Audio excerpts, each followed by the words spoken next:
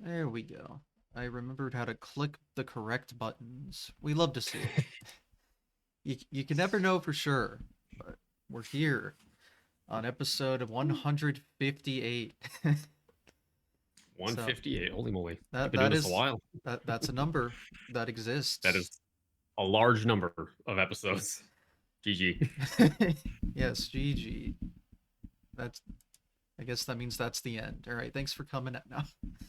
Last episode right here. Oh Well no. done, everyone. We did it. I was such a bad interview guest that they canceled the podcast as soon as my episode aired. Wow, we haven't even started We yet. haven't even started. Well, anyway, let's start then and see how things go from there. Let's get canceled. Let's do this. Let's get canceled. All right. I wasn't expecting this to be the turn of events today, but I suppose that's how it goes sometimes. So we're used to me at this point. You've seen me 158 times. I'm so sorry, but you tell the people. Hi, everyone. My name is Dangerous. I am a speedrunner of a lot of different things. I run mostly first-person shooters, but I've got a little bit of everything under my belt at this point. And I have been speedrunning since May of 2018. So I am at this point what you would call old. Yeah. Well, I'm an I'm old even man now. older, so feels bad. I very much doubt that, but okay. I started in 2017. Okay, So well, okay, but I'm actually aged older than you, so okay, ha, I win. sure. I thought you were going off speedrun years, which Yeah, fair enough. True. You do have 1 year on me in that case, so you are my senior. yes, I am a crippling elder in speedrun years, but that's why I do this instead now. Although Yeah, fair. I should Honestly, push some more buttons again, but I keep just not doing that. But at least we have this. This yeah, is easy. This is fun. true. Anyway, yeah. So, first person shooters are interesting. I haven't played a lot of them other than your Call of Duties and stuff, 10 years ago, Yeah. but I've seen a lot of FPS content on GDQ. I know Mhm. they go pretty hard, especially your Halos and your Titanfalls, etc. Oh yeah. Plenty of, I know Fear's been in there a lot. And in fact, I know we'll obviously talk about this in more detail later, but you host Crosshair on the Hotfix, which Mhm. is all about FPS speedruns. Well, it's really shooters in general. We don't do Hmm. just FPS over there. We do Okay. feature a lot of them just because there are a lot of them out there. But my whole spiel at the beginning of each show is first person shooters, third person shooters, shmups, bullet hells, lasers, rockets, grenades, paintballs, and shotgun shells. So I sort of cover all the bases with Crosshair. It's Okay. like way back when aimbot was on Hotfix, and that was really specifically first person shooter runs, and then Amerlin stepped down from it, and then I said, well, like that's such a good genre of like show, but I don't want to just bring back aimbot just as is. Like I want to change it somehow, and that's when I pitched it as runs with bullets and featured any kind of shooter. And so like we even had a shmup episode a few episodes back where we featured um, Toho and like a couple of other shmups, and so it's like we definitely are not exclusive to first person shooters. It's one of my most played genres for sure, but it is we try to feature a little bit of everything on Crosshair just because um, it is such a it's not a niche genre FPS, but it is like a very specific FPS. Like you have the first person perspective and you have a gun. And it's like, okay, if you have those two things, it's an FPS. Hmm. And it's like we can expand beyond that. And so I try to make Crosshair like a kind of an every runner's or every fan's show in one way or another. And we've featured luckily a lot of content on there. Like I had an episode that I called Runs with Bullets, and it featured Spider-Man, Banjo-Tooie, and and Super Mario Odyssey. Okay. Because they all have bullets in them. Bullet bills are technically Mm. bullets, so it counts. So I can play Mario Everyone, 1 on your yeah, show. Okay. That's good. absolutely, There's the absolutely. bullet Yeah, bill we'll glitch. That's all about We That's all can about bullets. literally, so like literally I could do a Mario episode, and honestly, like I probably will at some point. So there you go. That's We'll funny. snag you for that one. Well, I'm sorry for trying to spread blatant misinformation about the show. I'm glad you could correct me on that one. So, All good. but yeah, again, not my genre I usually go to, but Very fair. Yeah. it again, it is quite popular. You see a lot of that kind of content on GDQ nowadays, Yeah. and I have caught a few of them, and wow, sometimes. Yeah. Some of them can be very like, you get um your Call of Duty. Hmm. Very there's a lot, and in your Halo, there's a lot of combat. There's a lot of shooting, but then you've also got like your Titanfalls, your Dooms, which are half shooting, half platforming, where it's you're bouncing around the level just as much as you're shooting stuff. And so you do get a lot of variety. In fact, I actually had a one of my viewers he one time he was getting really upset with with me because I was talking about first person shooters and like all the glitches that you can do with them. And he goes, every shooter turns into a platforming run at some point. Hmm. And I was like, you're not exactly wrong. Kind of cooking with Like that one, yeah. there's a little bit of truth to that, unfortunately, which for better or for worse. But yeah, I thought it was Hey, funny when he said that. platformer's more my style, so if you're trying to pull me in, you're succeeding. So there you go. It's funny because like you play Doom Eternal, which is a first person shooter, but even like in the way that the game was designed, like the developer intended gameplay loop is half of its platforming, and so the speed run is really platforming. There's a lot of it in there. So Yeah, a lot of the games are, especially older ones that, like Call of Duty now is so realistic. So, yeah. but like again, like the Dooms and stuff are very, you can really platform and do some things, for lack of a better term. Yeah. Many things to be done. Oh yeah, and that I mean Doom was my first speed run from way back when, so that's one that I've gotten very familiar with, and I mean even to the point now where I I can honestly can kind of barely play the game anymore because I'm so burnt out on it at Mhm. this point. And granted, I say that I still will submit it to events, and if it gets in, I derust it, and I have no qualms with doing that. But I've played it so much at this point. I think I've got like 1,600 hours in it Wow.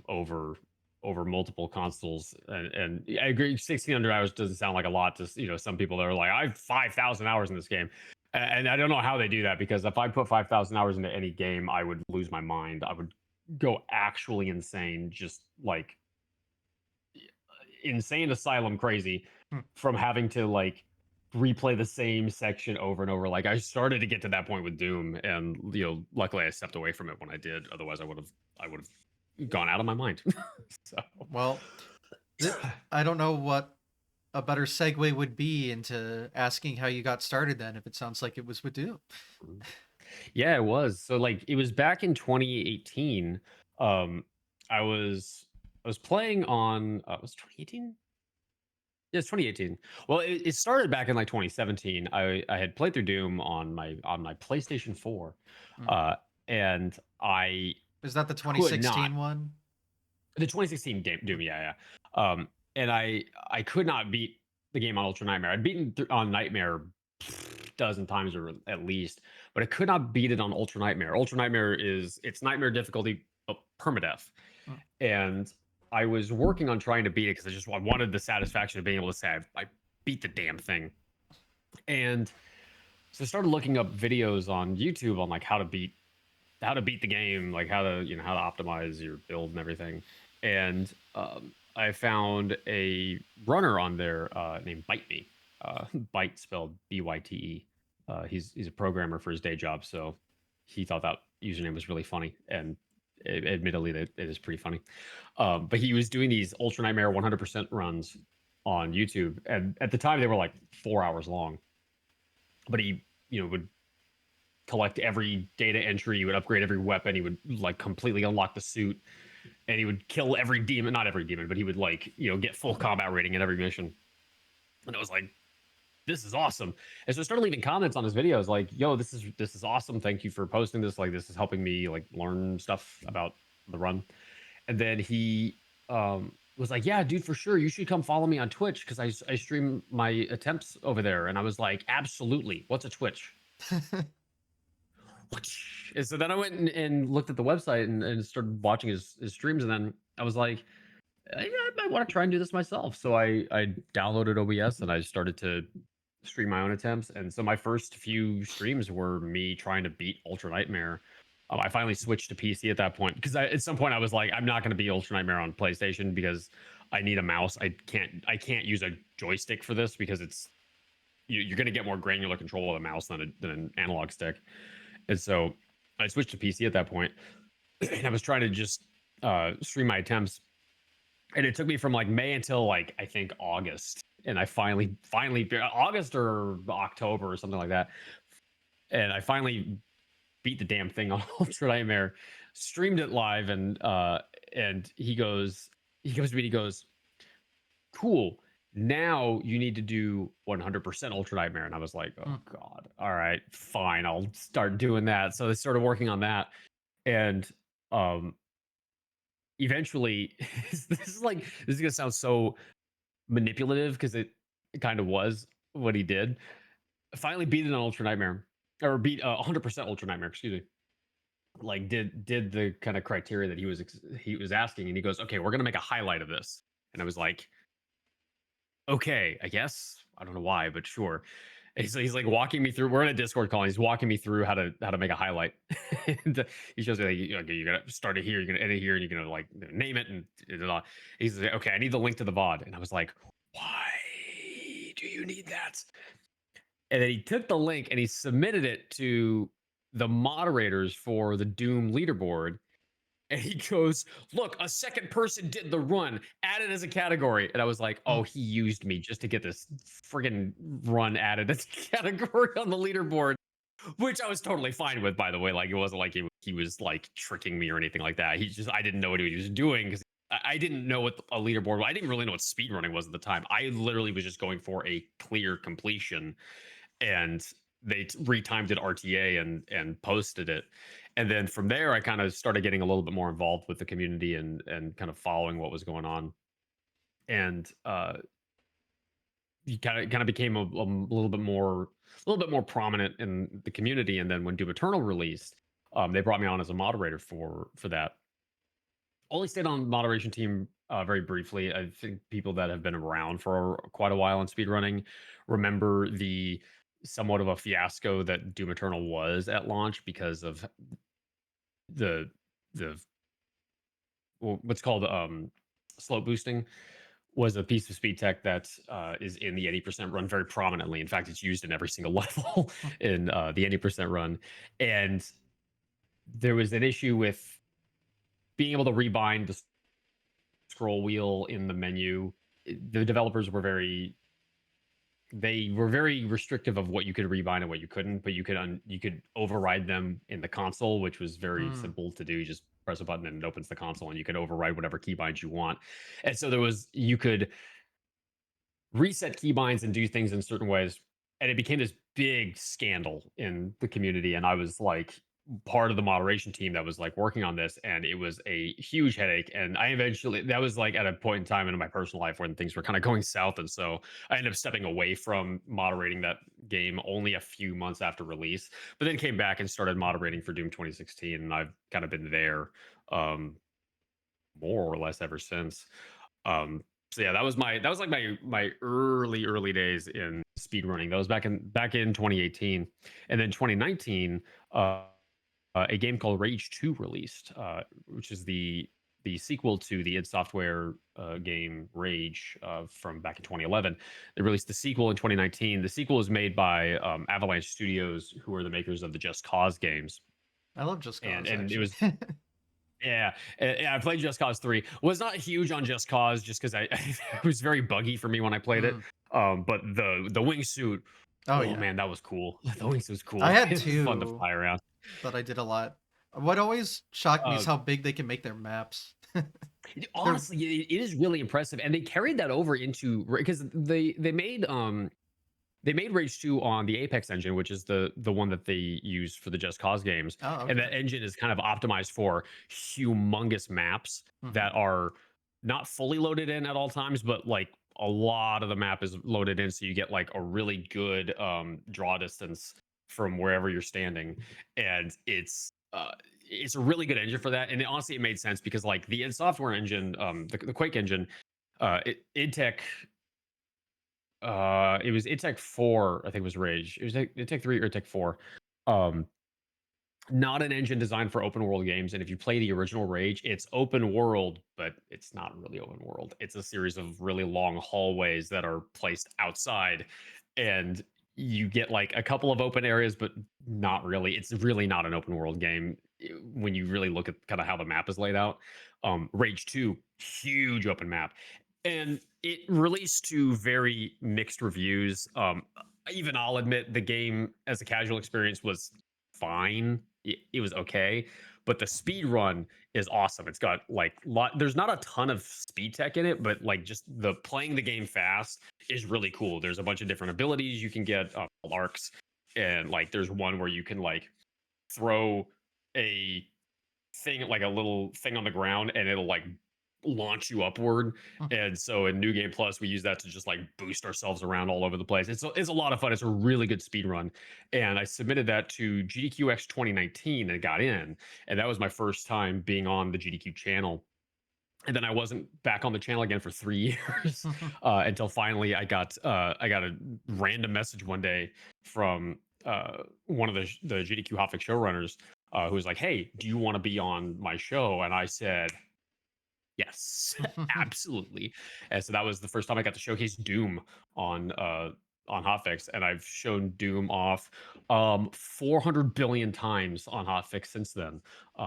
Lucky me. The last time was most recently was actually on Game Over, which is now defunct because Regal retired his show, which I'm very sad about because I really liked Game Over. I thought it was a really good show. But he brought me on one day to showcase Doom on Nightmare, and man, that was I hadn't run Nightmare in a long time, and that was rough. It was a rough run because it's Nightmare's a tough difficulty.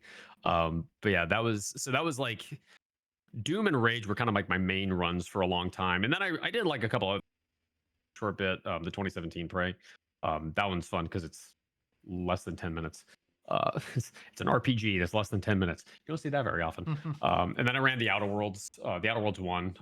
Great game, love that game. Too short casually, but um, a really good game. I say too short casually, and the speed run is less than 11 minutes. So it's also too short as a speed run.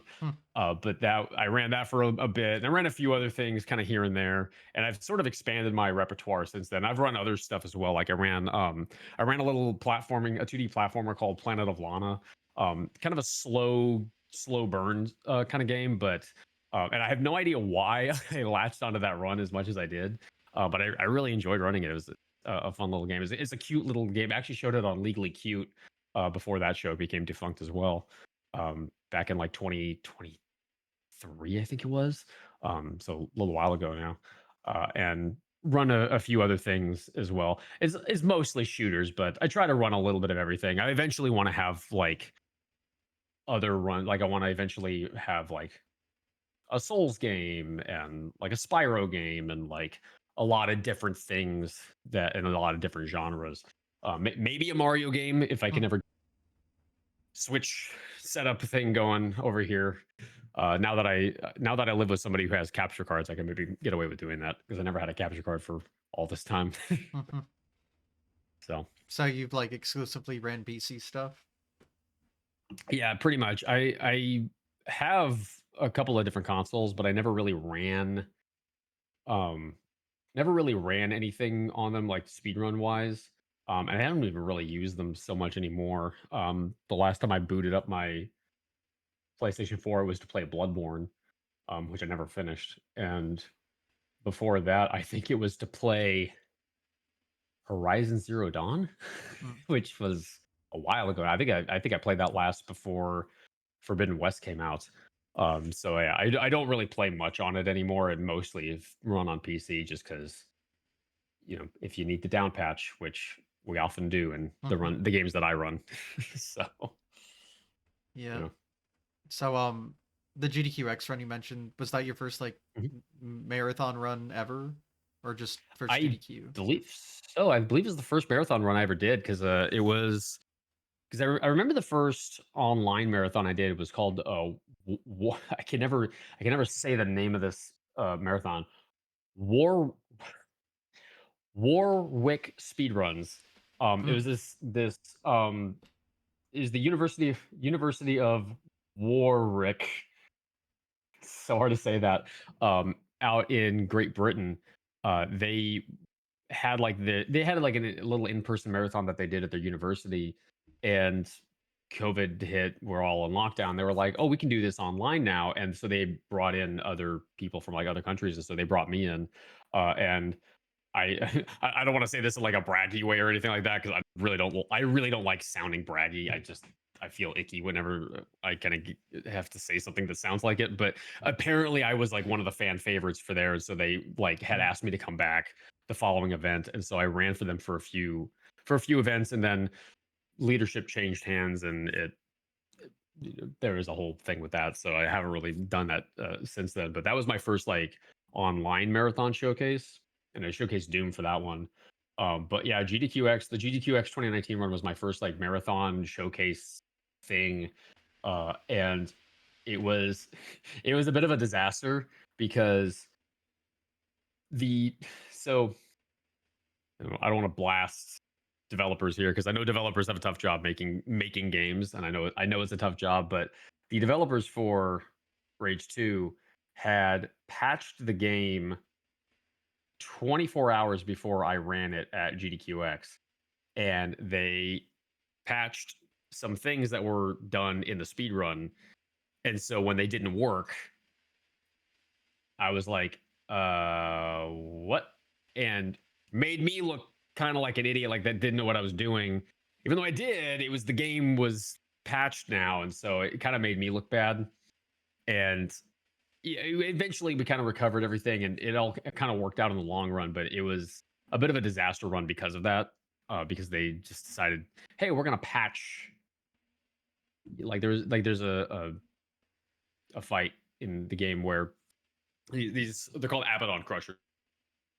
There's these big giant enemies, big mutants, and there's a few that a few locations where you traverse through a bunch of pipes to get like through like a sewer system, and you end up in a big area, and one drops down from the ceiling. You got to kill it, and then a door opens. And the way we would do it in the speed run is we would pull out the BFG, it would drop out of the ceiling, and we would shoot it with the BFG, and the fight's over Mm. because that's fast. And they had changed some of the timings of these big enemies to where their hurt box didn't spawn in, or I guess their hitbox, their damage hitbox didn't spawn in until slightly later. So when I shot the BFG at it and it landed and nothing happened, made me look like, oh, I screwed something up. Even though that what I did was what we always did. They just changed the Mm. timings and it made me look bad. And they really only did it to mess with the speed run. Like there wasn't any rational reason to change that except for, oh, they're killing it too fast. We don't like that. So we're Mm. going to change that to make the runner look bad. Because, you know, at the time I was streaming for all of three people and they really didn't want those three people to see Mm. those things in their game apparently. So yeah, that was a bit of a disaster run, but it was my first, and it's very special to me. And I luckily I had my very good friend Maxi Lobes on the couch for that run. He was like, I hit him up, was like, hey, do you want to be on the couch for this? And he's like, I've never even seen this game before, but sure, let's do it. Mm. So he sat on the couch, and it was a good time. It was a lot of fun, even though the run like went sideways. I still had a blast doing it. So yeah, that was my first marathon showcase way back when. So, did you know they patched the game, or did you find out during the run? I knew they patched the game. I did not know what they patched Ah, though. okay. I saw that there was a patch, and the patch notes were kind of vague, and Mm. they didn't say things like removed or delayed the hitbox animation or the hitbox spawning in for this enemy. So I found all that out in real time as things were happening. And if I had known, because that was my first marathon showcase, I didn't know developers would do things like that if they didn't like the speedrun or whatever. Had I known then what I know now, I would have saved the patch and just used the patch as was, and not have to, do not play it on the current patch, but done whatever tomfoolery I needed to make sure I was playing on the correct patch. Mhm. Didn't know at the time, so knowing now, I would have done things a little bit differently. But you know, it's 7 years ago, so it's not like it matters too much at this point. So is this like a thing that happens? Like Yeah. you'll see a patch like the day before speedrun at a... The day before showcase. No, that was, I Okay. think, more unfortunate timing more than Okay, anything I was else. I gonna don't think they. say, I was like, that's Yeah, I don't think they diabolical. were. Yeah, well, it's diabolical that they patched it. I don't think they intentionally patched it the day before, Okay. but I have it on fairly good authority that they did patch it because they saw the speedrun stuff and they didn't like Mm, the fact that, and it's not even like this run was that glitchy. We didn't There was like a couple of out of bounds things, but like the run was for the most part just straight up in bounds. Like it was just like a very straight no chaser kind of straight gameplay kind of run. And for whatever reason, they still felt the need to patch stuff in it because they, I don't know, just didn't like seeing us speedrunning it. I don't know. mm, Maybe they just didn't like speedruns at all. Even the glitchy, even the non-glitchy ones. I don't know. I can't. I don't know what's in their heads, so I can't speak mhm. on their behalf. But yeah, it was very unfortunate to see that happen. But what can you do? Well, there are a lot of good devs. I know of ones that have like True. reverted patches before marathon runs to save it Yeah. from being terrible. So I Yeah. guess it Oh, very depends. famously, I run two games where the developers have been that cool. And so the run that everybody knows me for, and it was gonna come up at some point, so I guess we're gonna have to talk about it now. The Fashion Police Squad run from Of AGDQ course. 23. Yeah. Everybody learned about me from that, even though I had run other things before then. Just saying whatever. But everyone remembers that run for me, and I got to know the developers actually. We had a developer on the couch for that run too. Mika Kanerva, very famously, was, every time I would skip something, you just hear him go, I do it's just remember like, this. I'm sorry, Mika, I'm breaking your poor game. Like, I'm sorry, but I love it so much. That's why I'm doing it. Um, but I talked to the main dev, the kind of head honcho, Patrick. I talked to him and I was like, hey, one of your patches changed something where this skip that we used to do doesn't work anymore. And it's just kind of like they changed something and it fixed this thing over here. I don't know why it did that. Just sometimes code is weird. You can change Yeah. a character in line 3 and it changes something in line 500. It's just whatever. Mm, But I told them like, hey, can you add a beta branch on Steam to give us access to the speedrun patch? And he said, hell yeah, here you go. And he did it like within the hour. Like the wow. guy was a Wow. rock star. And he was just like, yeah, here you go. Here's the code, the password to download it. And I was like, hell yeah. Super cool dude. And he also sent me a shirt as like a thank you for speedrunning the game. Ooh. And it is currently hanging in my closet. Just an absolute go-to dev team. I adore them to pieces. And then the other game, another game I run called Bears in Space, is the debut game from another, actually Fashion Police Squad was also a debut game from that studio. Bears in Space was the debut game of Broadside Games. It's an Australian dev team of 3 dudes, and so when the demo released, there were people that found this piece of speed tech we call journal hovering, or it's called journal buffering, and then you can use that to fly, and so we call that journal hovering. And so basically, if you just open the journal as you enter a cutscene, you can move around in the cutscene. It mega breaks the game. Like if you play the game glitchless, I started to do a glitchless run of it.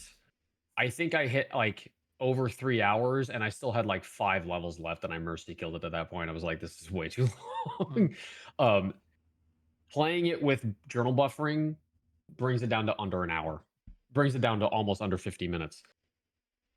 It is that broken. It is like a piece of speed tech that single handedly cuts multiple hours out of the run. and the developers loved it. They were like, "Yes, keep breaking it, Mm. keep breaking the game." They were like super cheering it on, and that was like, okay, faith in humanity restored. That there are developers that see us speedrunning their games and realize like, okay, these are the people that love our game so much that they want to keep playing it after they've beaten it, and so they're trying to find new ways to play it. That's what speedrunning to me largely is. Like, I want to keep playing the game now that I've beaten it, but I can't just play the game again. Like, I've done that, and you can only do that so many times. So now, how do I play it a different way where I can do more with it? And the developers at Mopeful, who made Fast Play Squad, and Broadside, who made Bears of Space, they understood that, and so they were very supportive of that. And the developers for Bears of Space, they're working on their new game called Chunk, and it's going to be like a third person melee game. I'm not going to say Soulsborne because not their style at all, but it's like a third person game with a camera, like a rotating camera, and you fight enemies in melee. So someone's going to say the word Soulsborne at some point, and they're not going to be correct, but I get the logic there. But they're working on that, and they specifically were like, "We really want to see what you think of the game once it's out." And I was like, "Yes," because I really want to play that. But those are developers that get it, and it's very nice to see that because I've dealt with a lot more developers that don't, and it is an eternally frustrating thing to see devs that don't like seeing their games speedrun, because it's the people that are speedrunning them are the biggest fans. It's like Mhm. they're the ones that love your game so much. It's like you should support them. But yeah. Yeah. Here's a question actually. Have you Sure. noticed the devs that kind of enjoy the speedrun more are like more indie teams, and then the ones that hate it more tend to be more larger? Yeah, I figured. I have noticed a trend there. Yeah. Like a really famous example is, I mean, not that they care, they're a gigantic corporation, but Capcom Mm. is kind of infamous for this because when RE4 Remake came out, sniper clipping was a thing where you could skip huge sections of the game by lining your back up to a door that had a lock on the other side, holding the sniper, aiming straight down, and then you basically do this with the mouse Oh, okay. and click rapidly, and eventually one of those angles combined with the click would connect behind the door and hit the lock, and you would open the door from the other side, and you'd completely clip through it, and you would skip really long sections of the game doing that. Like in as soon as you get to castle, you can basically clip straight into Waterhall from walking in the front door, and normally you have to do a whole bunch of side rooms and like running through, like you have to do a whole bunch of other stuff. No, you can go straight into Waterhall from as soon as you get into the castle with sniper clipping. You can skip the entire wrecking ball section by doing a sniper clip. It was actually found by Matt like week 2, I think, of the game being out, and Capcom patched it.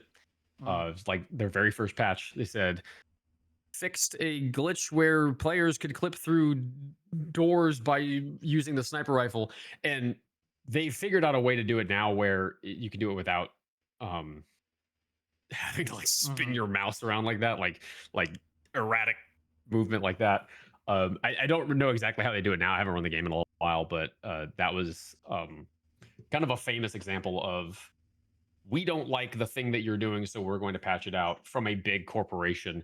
And like you said, indie devs tend to be a lot more receptive to speedrunning. That said, I have seen indie devs even recently patching speedrun stuff while not fixing other things that are wrong Mm. with the game I still. see. Yeah, a very recent example still kind of gets my skin riled up because there was a dev who had like very basic issues with the game still. Like the game was released very much unfinished. Even to the point where like if you had certain weapons equipped, you couldn't throw grenades. Mm. Like big issues like that, but all the speedrun stuff was getting patched out. It was like very frustrating to see things like that happening. So I see. yeah, it tends, so yeah, to your point, big corporations tend to tend to not be as supportive of speedrunners, but there's an exception to every rule. Well, yeah. I just assumed that that's the way the scales would tilt, I guess. Yeah. Yeah. Very, very much. And sometimes you wonder if it's like the developers or like maybe, with larger projects, they have other teams and people and they're like, bad PR or whatever. Please patch this. We can't have these people doing that. Like you don't know whose Yeah. fault it is. Yeah, and the PR thing it's frustrating because like even just recently on GDQ, I don't want to like anybody who's watching who saw the special will know exactly which one I'm talking about, but Mm. we just had a special on GDQ not that long ago where our contract with the publisher specifically said glitchless. You cannot show glitches, you Mm. cannot show breaking the game, you can't show big skips or sequence breaks or anything like that. Like it has to be a straight shot playthrough.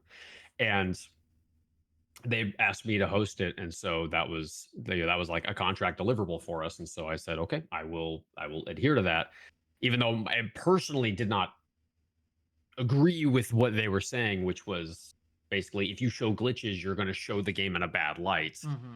And you're a speedrunner, you know Yeah. that glitches in a run don't show the game in a bad light. Every piece of code has bugs in it. That's the nature of coding. It's a human created Yeah. thing, and humans are imperfect. And so it doesn't matter how well you code there's a bug somewhere in your code. That's how it is. And so And just you to don't want to say something show. real quick, I think like, Oh you know, yeah. a large majority of glitches speedrunners use will not affect the casual player. That's the Yes, big thing. exactly. Yeah, and that was and so like that's another thing with like broadside games, the Bears and Space devs, journal buffering. Nobody was ever going to casually do that. Like that was not a piece of tech that you were going to accidentally do in a casual playthrough. Now, when a player will accidentally do it in a casual playthrough, I totally get it then. Yeah, you Mm-hmm. honestly patch it, you're fine. I'm not going to judge you or anything like that if you do that. Yeah. But like when you're patching speedrun stuff that casual players will never encounter, like Mm-hmm. even accidentally, that's pretty lame. Yeah. Um so I 100% agree on that. Um where was I going with that before? The Um hotfix show. Yes, the special. So yeah, we had a contract deliverable with them, and so we weren't allowed to show the game in a bad light. But I think that it kind of overstates a point that if you show a game with glitches in it, if you show the glitches that are in the game, you're making the developers look bad. And it's like no, No. if the game runs well, if it's got a good gameplay loop, if it's got an interesting story, an interesting setting, an interesting art style, interesting characters, interesting gameplay mechanics, that says way more about the quality of the game than if there's a bug in it.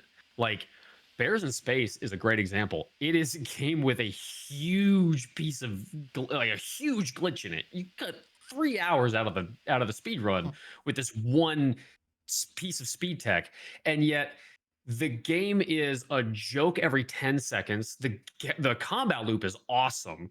It's a very challenging game without being kind of unfair.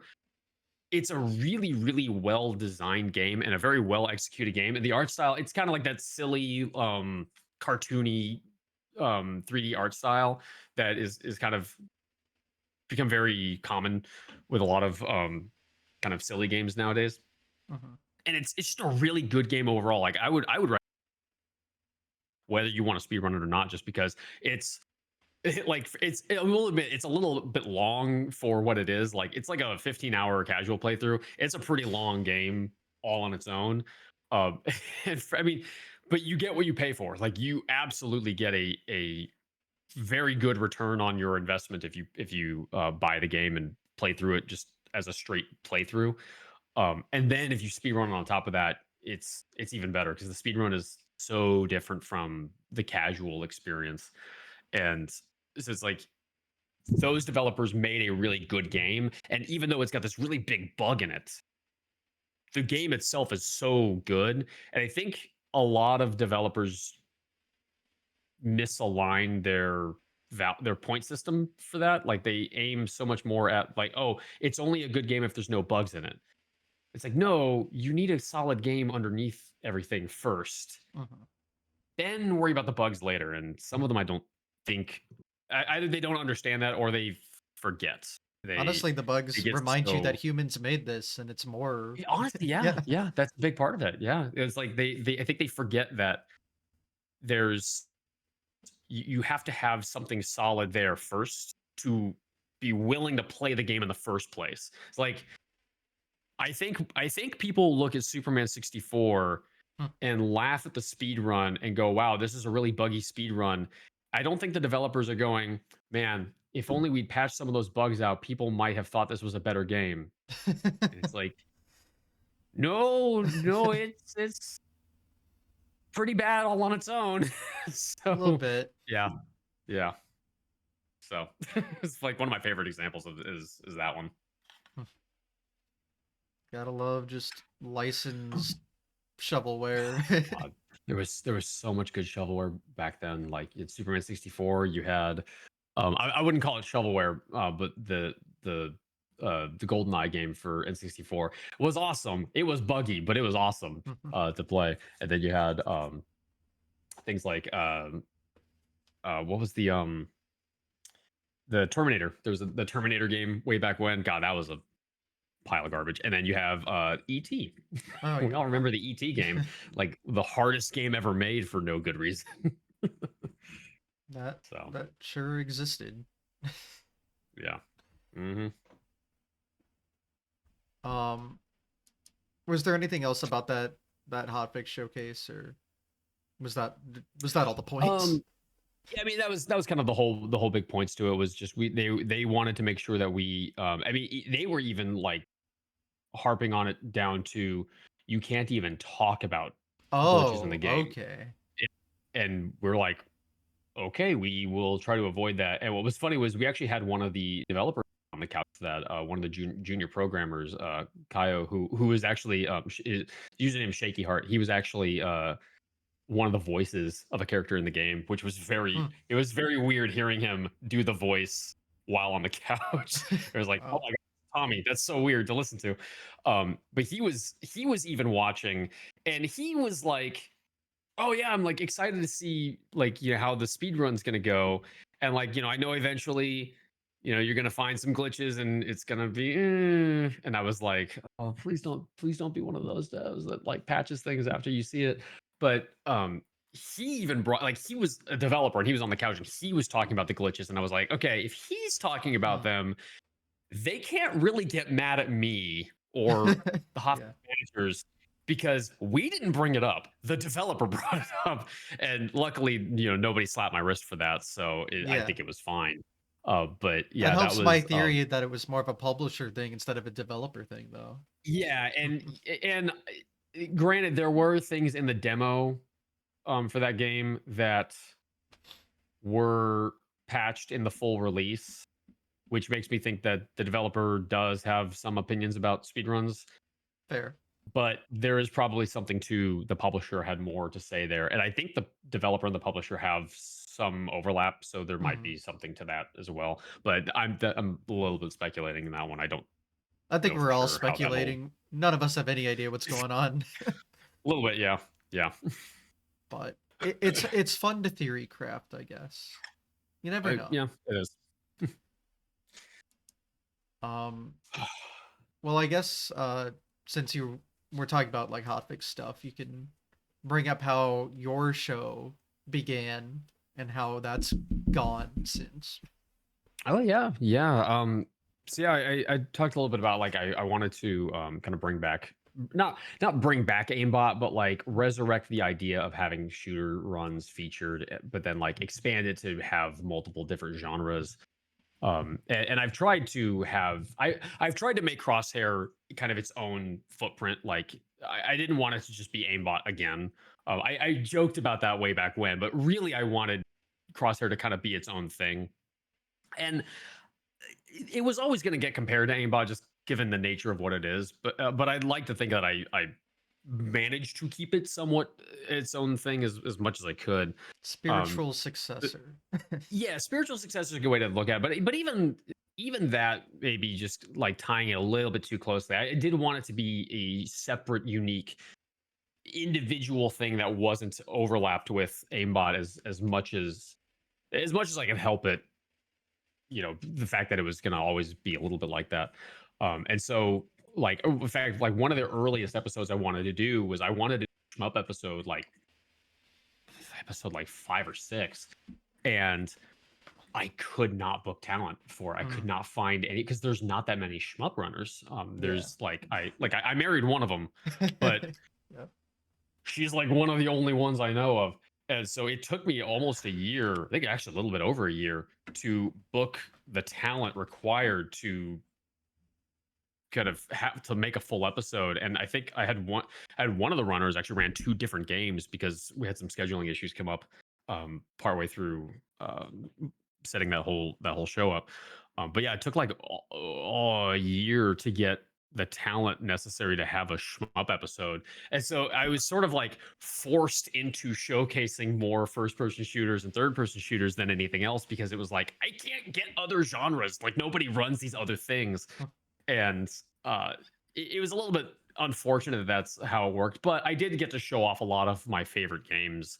um or not, sorry, let me rephrase. I got to bring on other people to show off some of my Mm, favorite games. Like we got to show Risk of Rain 2, which is a game I absolutely adore to pieces.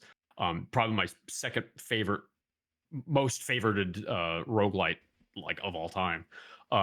We got to showcase we brought in a runner by the name of Minifish to show off Doom, and like Doom 2016. We actually did that the week. It was the very first show after Doom: The Dark Ages released, and it kind of worked out because we showed Doom 16 on my show, and then immediately after on Speedruns from the Crypt they showed Dark Ages, mm, and so we had like a whole Doom day on Hotfix that day, and uh, I got to bring in people to show off Borderlands 2, which was awesome. Unjust Action came on to show that. Um, got to show off Call of Duty Advanced Warfare. mm, That was another one where I was like, I want to do a Call of Duty day. Went into the Call of Duty community, and we were having so much trouble pinpointing what to showcase because there's a lot of different Call of Duty games, but the issue is that most of them are pretty long. And so finding one that could fit within like one or two that could fit within that 3 hour mark was kind of a challenge. And eventually we landed on Advanced Warfare. And then that's where I got to meet the runner for that named Eric, who he actually ran Modern Warfare. He ran something at AGDQ this last AGDQ, and oh, it escapes me what he ran. But I got to meet him from that, and that was awesome. So I've gotten to meet a lot of runners that I would otherwise probably never meet from hosting my show, and that I think is probably the most rewarding thing about it. Is like I get to platform people that otherwise would never get a chance to showcase anything on GDQ. Like one of the early episodes we did was a rhythm shooter episode, and our Metal Hellsinger runner Willow had never done anything on GDQ before, and she was kind of freaking out a little bit in like the most adorable way possible. And I was like, "Don't worry, you got me. You got your commentators. You're gonna be fine." And she ended up putting on a great show, and it kind of worked out. But it's like I've gotten to showcase people that wouldn't otherwise get to be on Hotfix, and I've gotten to meet some really awesome people that I probably wouldn't otherwise meet. And more than just being on camera and hosting and like talking to people, I get to do that, and that is the biggest thing for me. Is like I'm very happy that I get to have the opportunity to do that because not everybody gets to do that. Like a lot of people apply to be Hotfix showrunners and they don't get a show because there's so few spots open. mm. And the Hotfix manager, I was talking to her one day um after I like it was the first event after I'd gotten hired, and I was like uh I was like, yeah, and then you brought me on as a showrunner. And she straight up looked at me, and because we were talking about my interview, she straight up looked at me and she said, yeah, you had your shit together. And I was like, God. I was like, I was so flattered. I was like, oh my God, It's the nicest you thing think I anyone's have ever you said. think I have it together. You like, I can't believe I fooled you so well. Like, I have no idea what I'm doing. and but it's like the opportunity to host a show and to get to meet all these people is like, I definitely there are definitely times where it's frustrating, and there's times when I bang my head against the wall and I go, why did I ever want to host a show? Because I've had frustrations. We've had runners that flake out, or we've had other scheduling issues and just nightmarish stuff that happens. But through it all, I've never lost sight of the fact that I'm very lucky to get to do this. And so I've been in the community long enough now that I don't really showcase much anymore. Now my role is a lot more feature, like showing other, like giving other people a platform and kind of like curating an opportunity for people to showcase themselves. Because at some point we've got to pass the torch. And um I, I wish my time in the spotlight had been a little bit longer, but now I get to give other people the spotlight, and that is honestly like a very fulfilling opportunity, to kind of have that role be my shtick now, so to speak. So So yeah. when did the show start?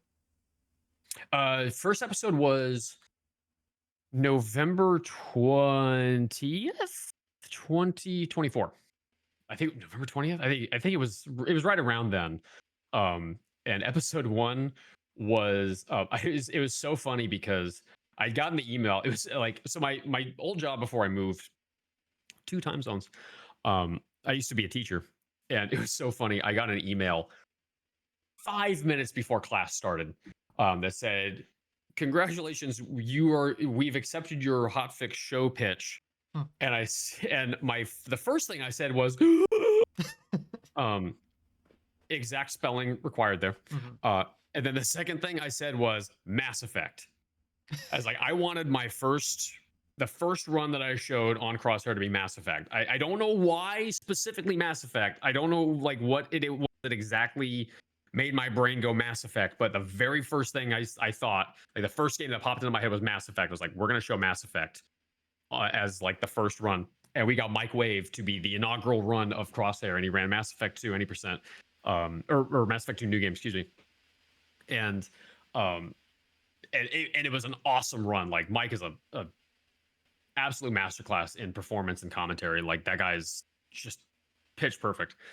And this is like, okay, we got to build a show around Mass Effect. And I was like, what else could I book? And so I had just started moderating Starfield, because that had just released not that long before.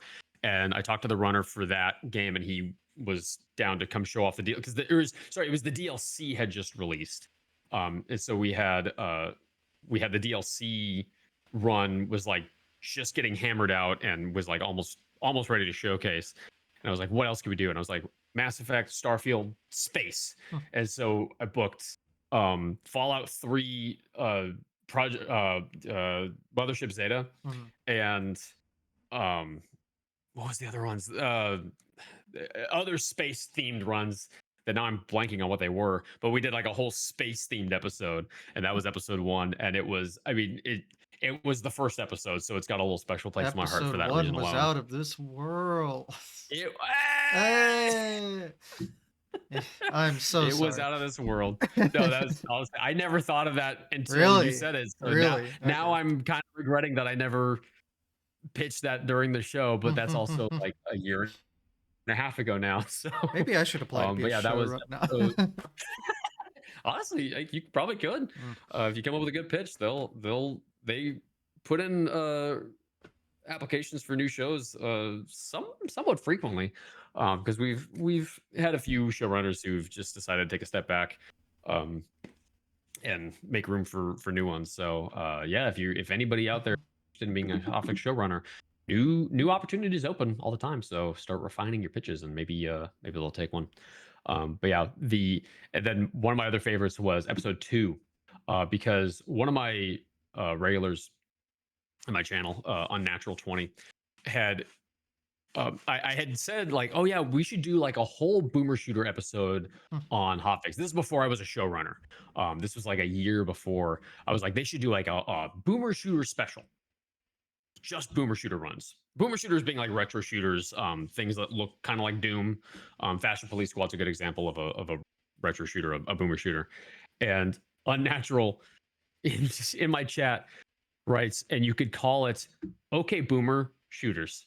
Mm. And I was like, "Oh, that's so good. Mhm. That's so good." So we've now done 3 volumes of OK Boomer Shooters Mhm. on Crosshair, and episode 2 was the first one, and we featured Doom, we featured Quake, we featured Dusk, we Mm. featured just, like, some really classic boomer shooters at this point, and, those are probably 2 of my favorite episodes, episodes 1 and 2.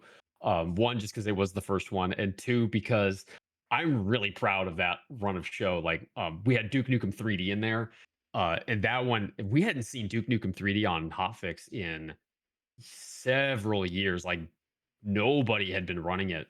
And I told the runners, like, yo, if like the run's really short. Like, Duke Nukem 3D is not a long game, even casually, and the speed run is like 15 minutes. Mm. It's in fact, I think it's even less than that.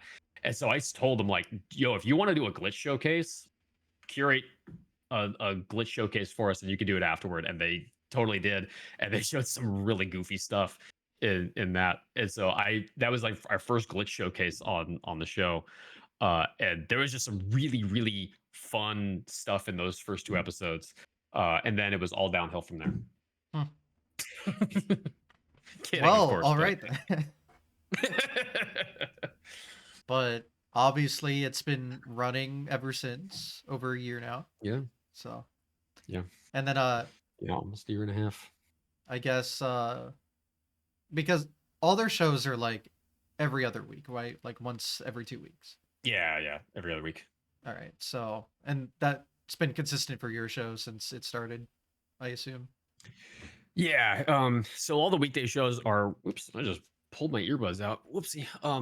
All the weekday shows are every other week, and then the weekend special. So we had a show that was on weekends only, once a month, called Make Your Own Victory, Mm. and then um, that was like so because the weekday shows are it's every other week, so basically twice a month for 3 hours each. Make Your Own Victory was once a month for 6 hours, so it was the same amount of airtime, just disseminated a little bit differently. Mm. And then when Regal stepped away from show running, they moved Make Your Own Victory into his spot. So now it's another bi-weekly show. And then the weekend specials, they run anywhere from 6 to 8 hours, depending on what exactly is being showcased. But those are run by Jiggy and Sarge mostly. Like, we'll sometimes get like guest showrunners to come in as well. In fact, we have another one coming up soon, with Black Heartwing is actually hosting.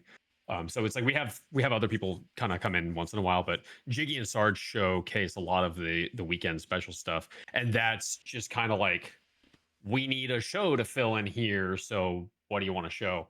And but so they kind of are a little bit more popcorn. They kind of jump in randomly wherever there's a spot for them.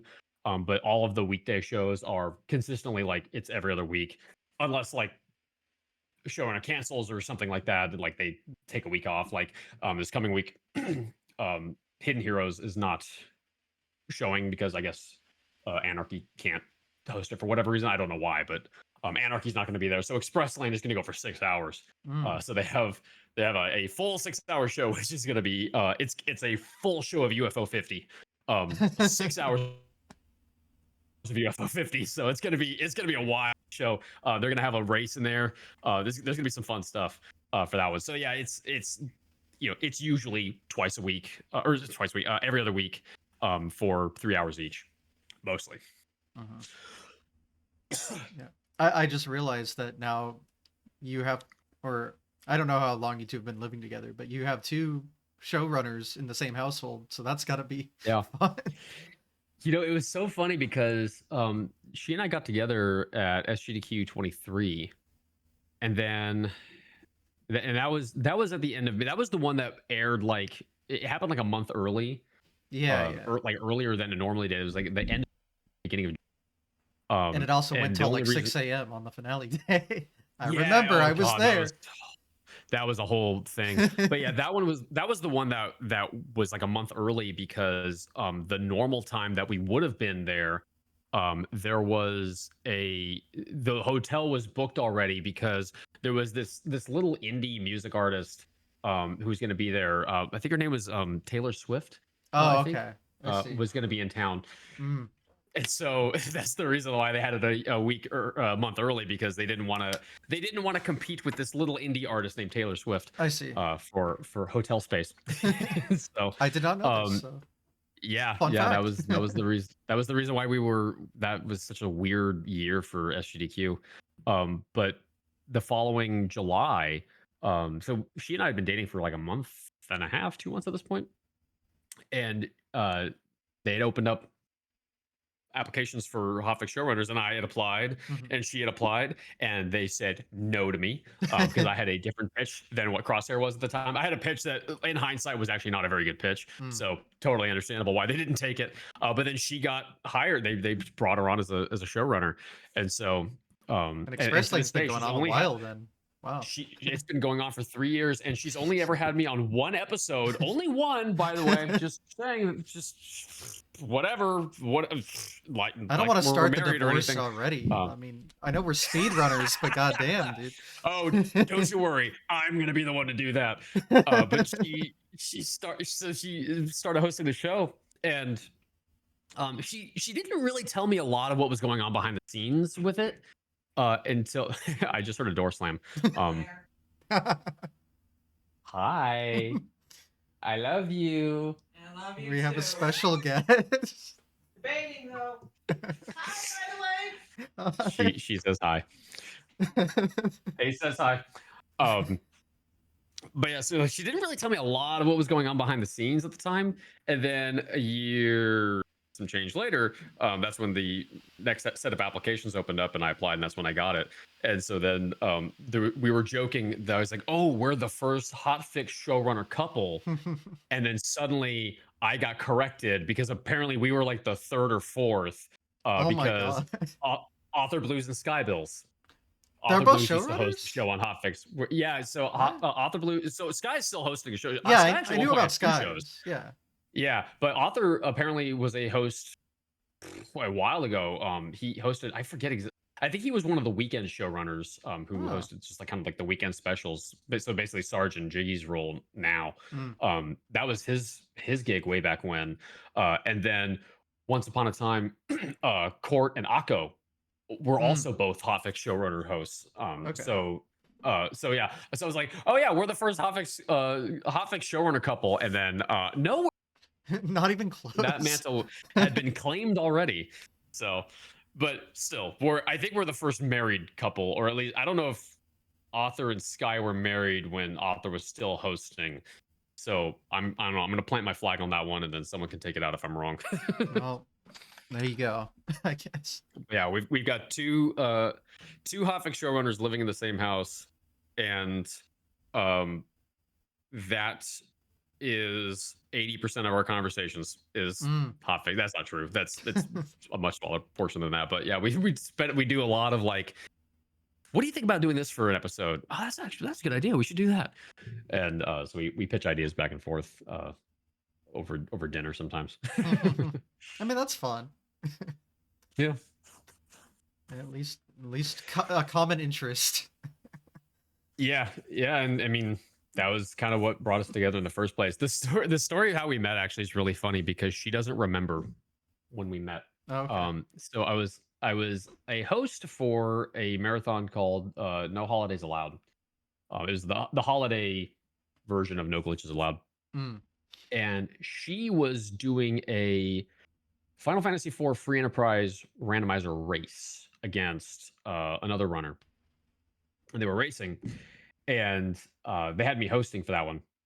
And there's no VOD of this, by the way. The VODs got deleted.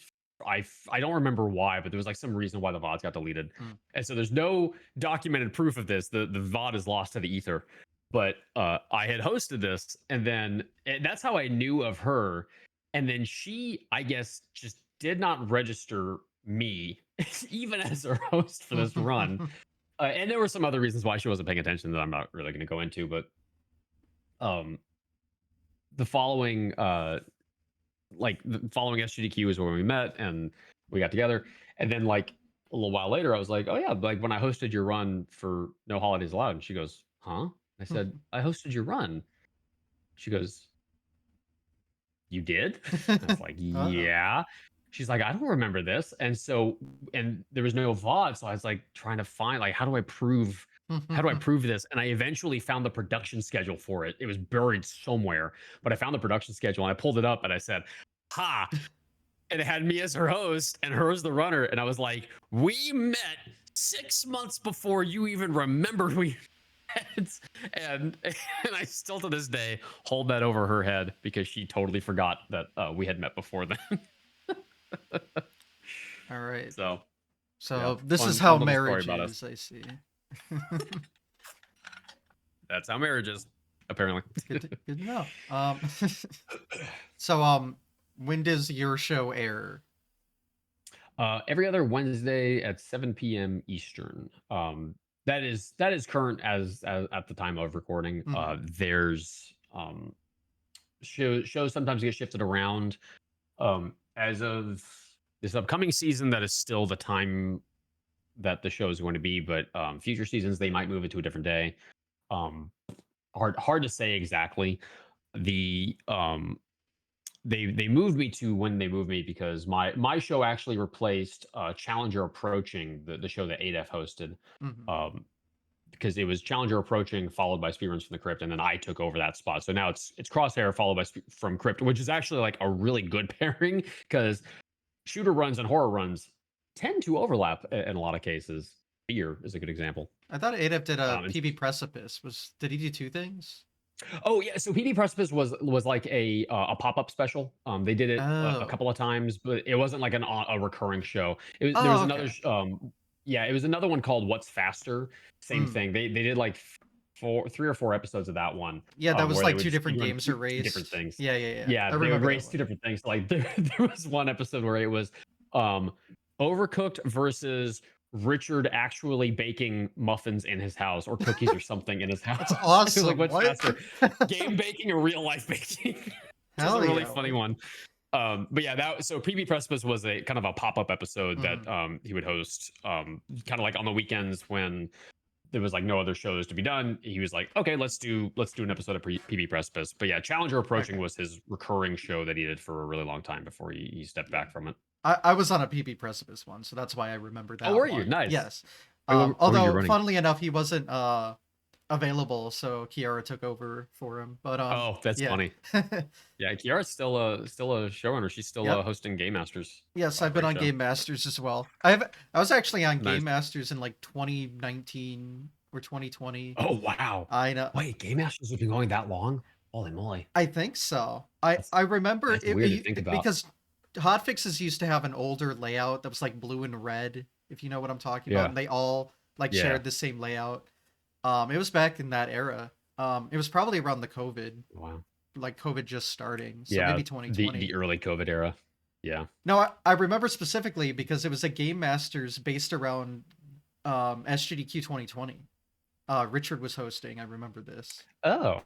And then okay.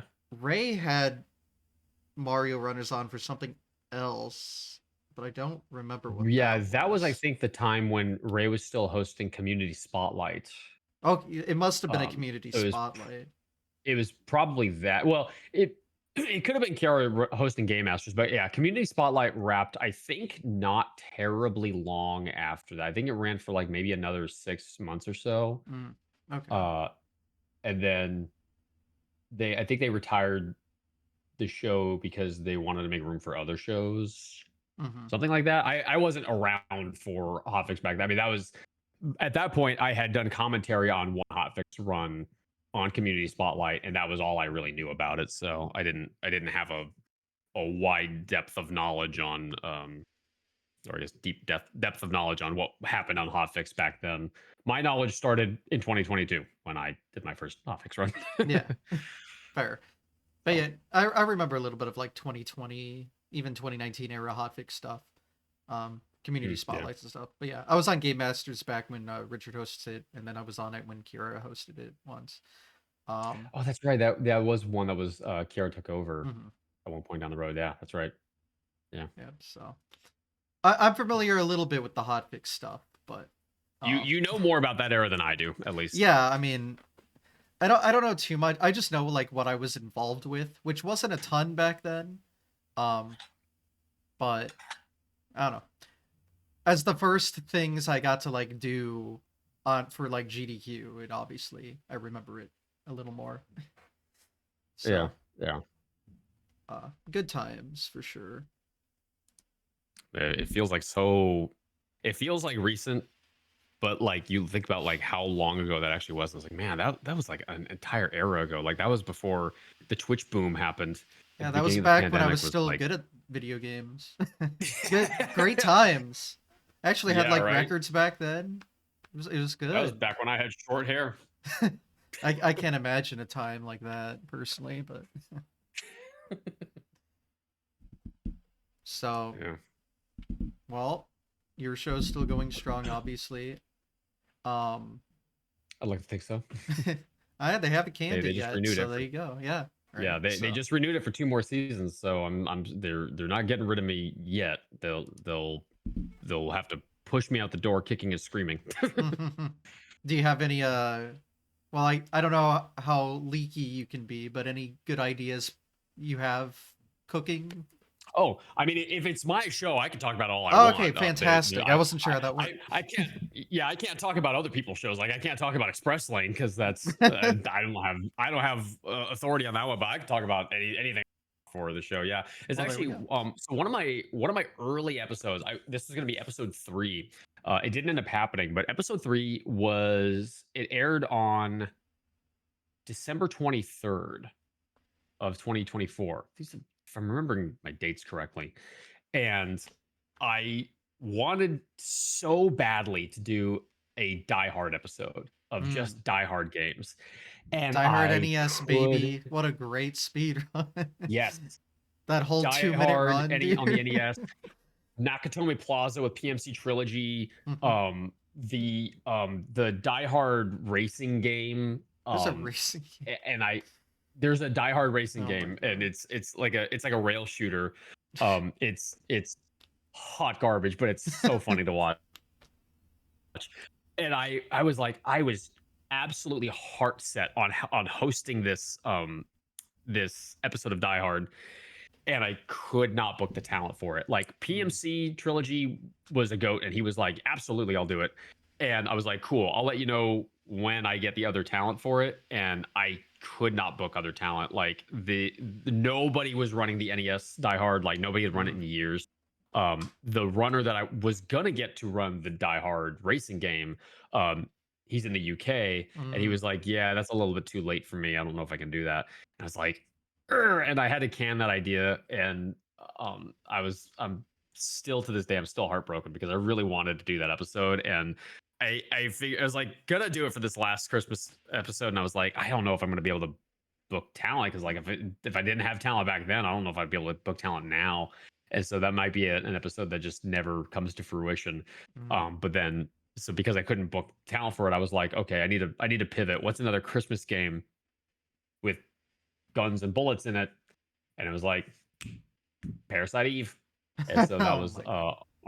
our first single runner episode, because Parasite Eve runs about 2.5 240, something like that. So it perfectly made a full episode. So we had Parasite Eve on for episode 3 of the show. But yeah, Die Hard was like one of the early shows I wanted to book, and I couldn't do it, and I'm still sad. If people actually revive the Die Hard runs, I will absolutely start to just pull them together and be like, "You're doing my show. I'm gonna make you do this."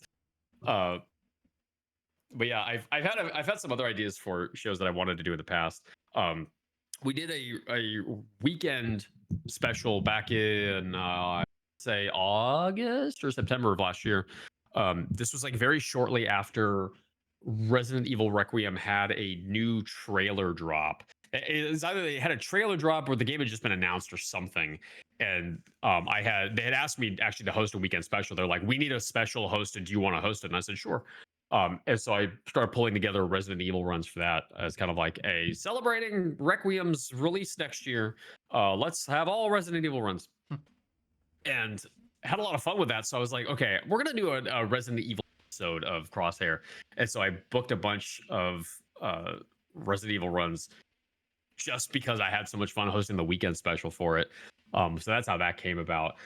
New ideas on the horizon. I'm some of the ideas I don't want to vocalize. I don't want to put them out into the world yet because out of worry that I like jinx it in a way.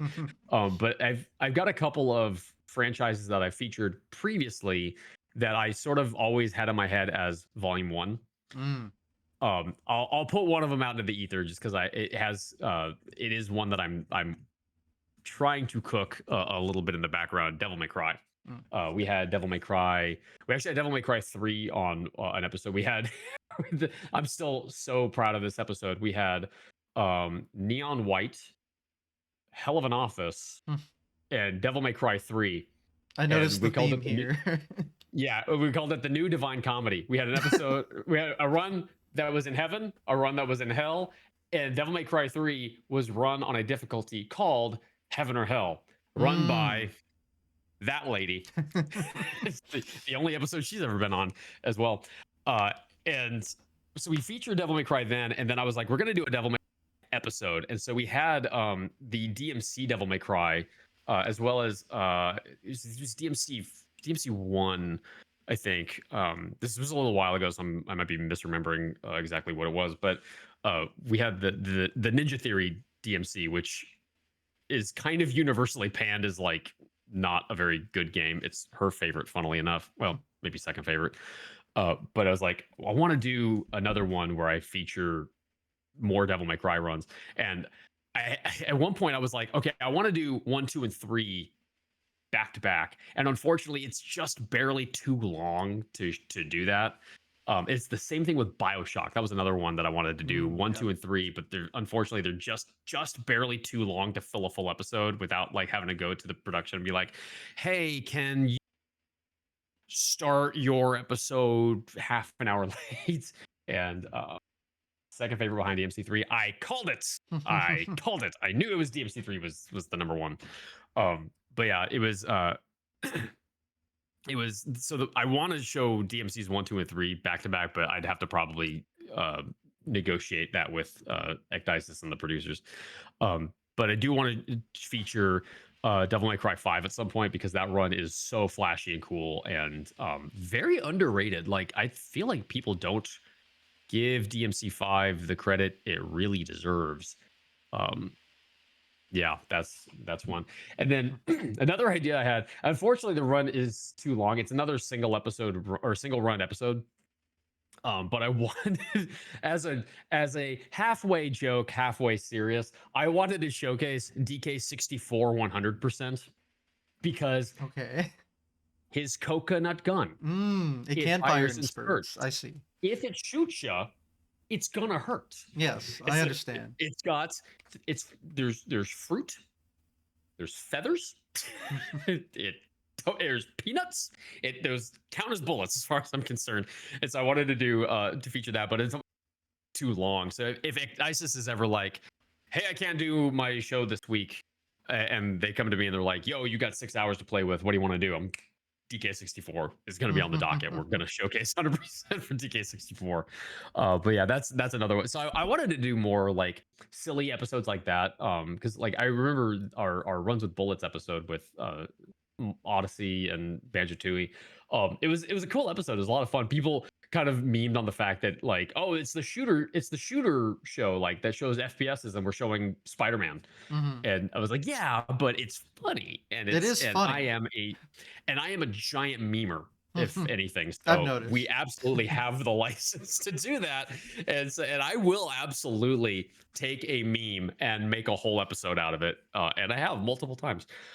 So I do want to show more of that. So if you are a fan of silly stuff like that, I do want to show a silly runs episode, kind of silly runs episode, kind of like that. I do actually want to show like a silly block episode at some point. That is a much harder thing to book because one, those runs tend to be a lot shorter. Two, there's not a lot of silly games that feature bullets in some kind of prominent way like that. And so booking talent for that one's a lot trickier. Plus this Awfully Silly, which is the whole point of the show is Awfully Silly's been off the air for a little while now. Wait, yeah, that's right. I forgot about that. Yeah, I think it got canceled like 8 months ago or something like that. Well, maybe not even that long ago, but yeah. It So had off to have been facilities, there's recent if I thought it was still going on for it some was reason. somewhat recent. Yeah, I remember because it was Awfully Silly led into Express Lane, and then when Awfully Silly got canceled, Hidden Heroes moved into that spot, and that I see. wasn't terribly long ago. So yeah, so because Awfully Silly is off the air now, I kind of wanted to do like a silly game episode,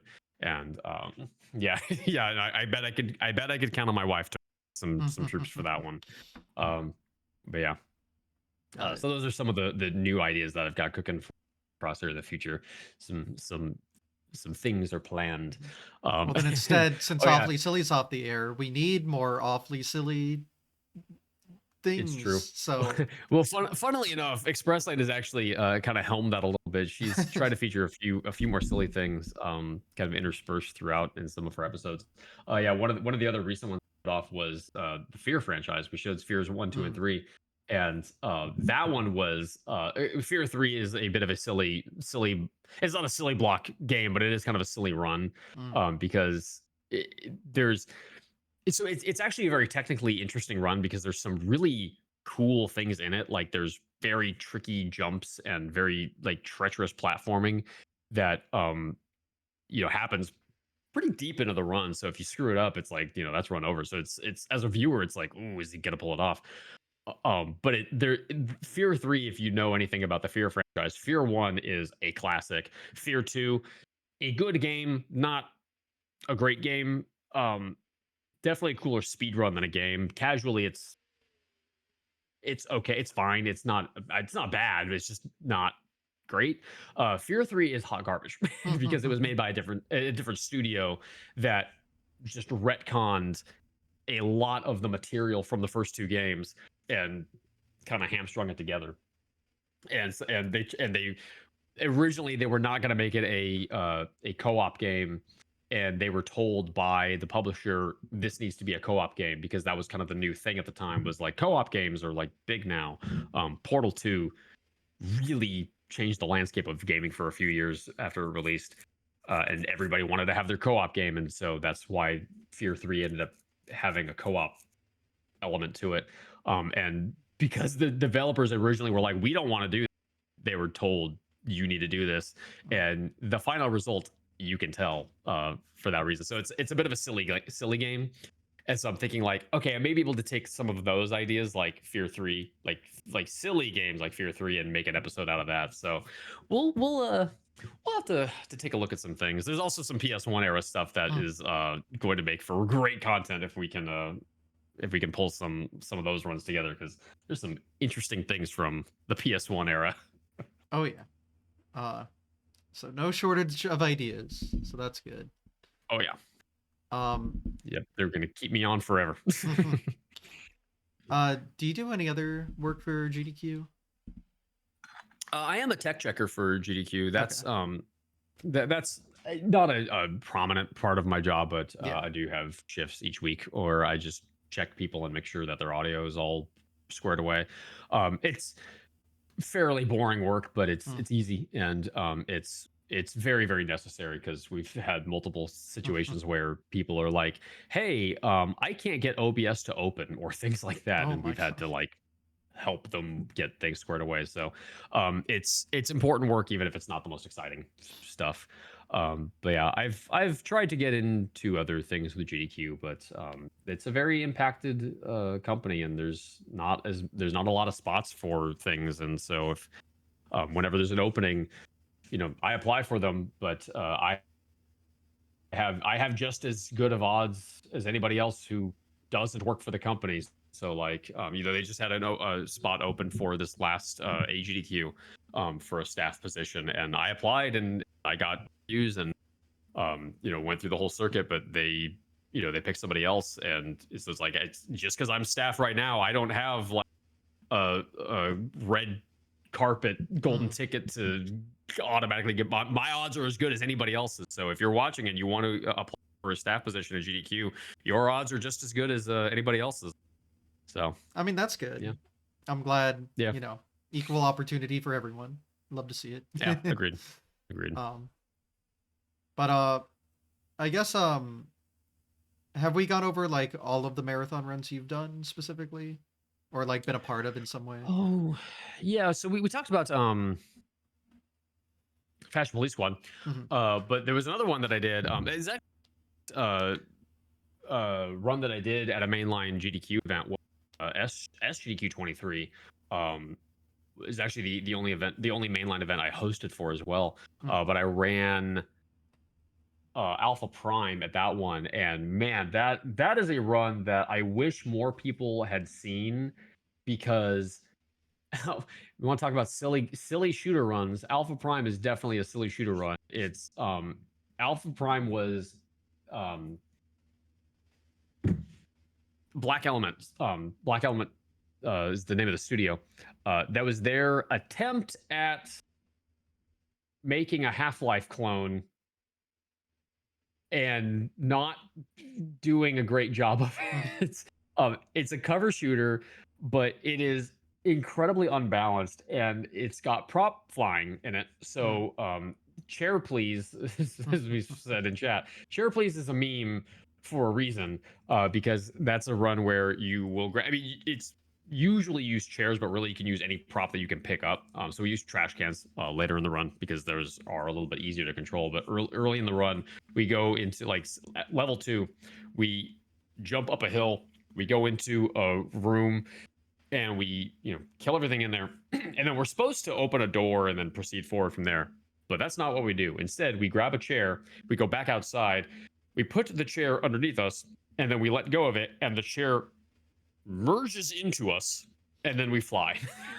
It is an absolutely ridiculous run, and I got to run that. And actually, I was talking to Amerlin about this because Amerlin was on committee, and he told me this story directly, so I could share it here. He said, "Oh yeah, the reason why I picked that run to be in the marathon was I had just scrubbed to a random spot in the run, and you were throwing a grenade through a window to get a chair to fly out of it, and that's when I said we have to have this run because it's like level 3, I think it is. We literally we kill a bunch of enemies, and then we get into a corner by a railing.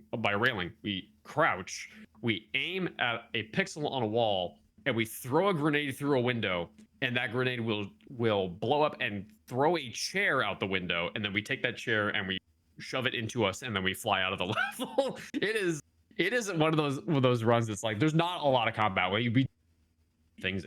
There's a few that we have to kill, mostly because that game, it's really hard, and even on easy mode you will get just demolished by just random enemies. Will take you from 100 to 0 in seconds, even on easy mode. And there's another silly thing related to that I'll talk about in a second. But that was kind of the big impetus to have it in that marathon, and it was great. It aired at like 4 in the morning. Nobody saw it because it was so early in the morning. It was originally supposed to be at like midnight. That was the event where everything got pushed back multiple hours. And so that was one of my favorite showcases out of like any marathon I've done, just because that run is so absolutely unhinged. And what was even funnier about the game is enemy aim and enemy AI is frame rate dependent. And the higher your frame rates, the better the enemy's aim. So and this is a game from 2007. So it was optimized for 2007 hardware. And this run was in 2023. 16 years later. Hardware's gotten a little bit better.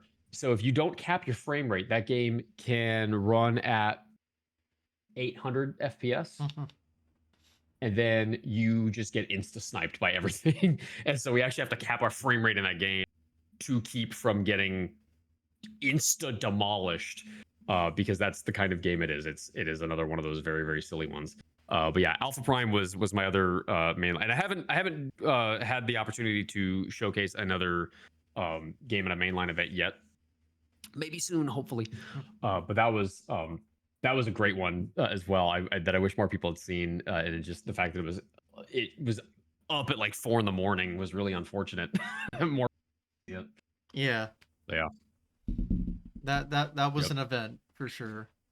Yeah. Although also one of my personal favorites, so I can't Can't complain. And it did lead to the double Yeah. stage setup, right? So, you know. Yeah, yeah. So that because of the so because of that event going as badly as it did, at least technical wise, Mhm. that was the reason why they shifted to the double stage setup and to having the checkpoint in there, because the Oh yeah, the checkpoint was their checkpoint. way of like kind of moderating the pace of the event, and they could kind of accordion that segment based on do they need to stretch for more time or not.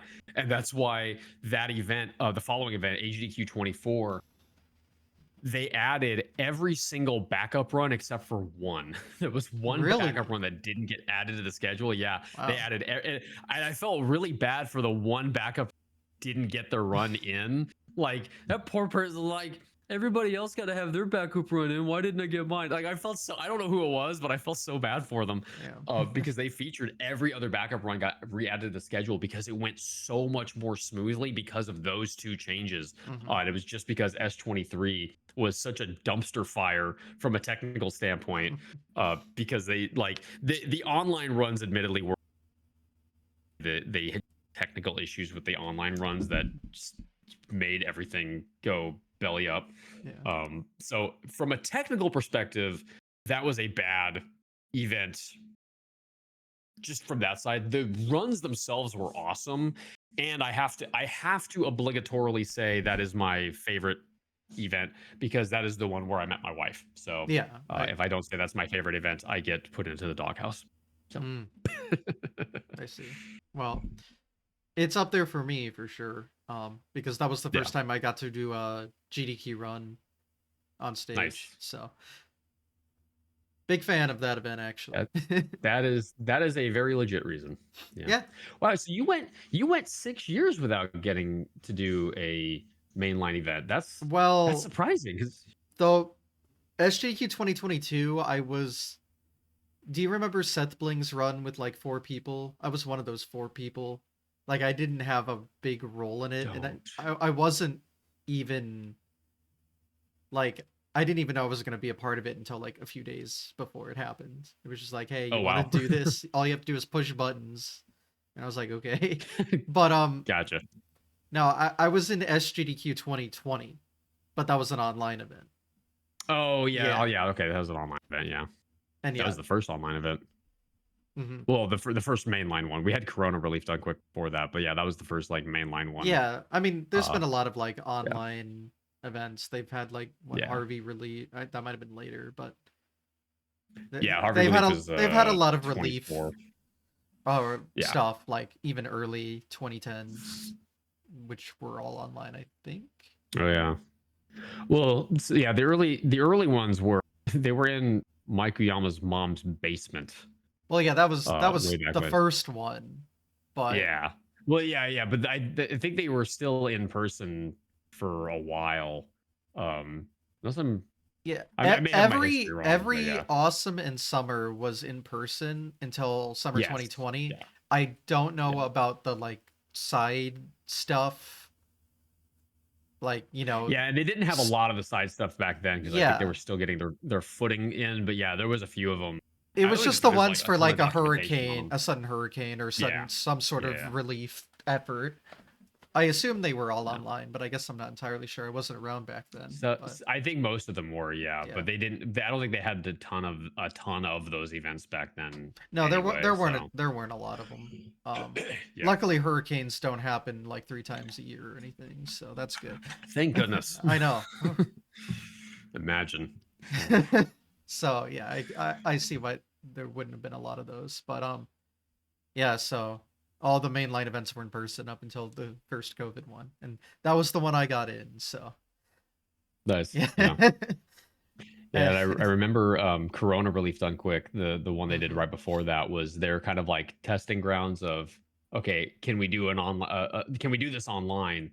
And that is honestly a really good thing they did that event because they Mhm. found a lot of kinks in their process that needed to be hammered out. And if they had waited until S2020 to do that, oh boy, it would have been Yeah. an even bigger train wreck. But so they Corona Relief Done Quick was a train wreck, so that S2020 could crawl, and they still had their share of technical issues, but they hammered out a lot of them from that first one, so it was a good thing they did. And I remember that one in particular because that was the first event where Doom Eternal got showcased.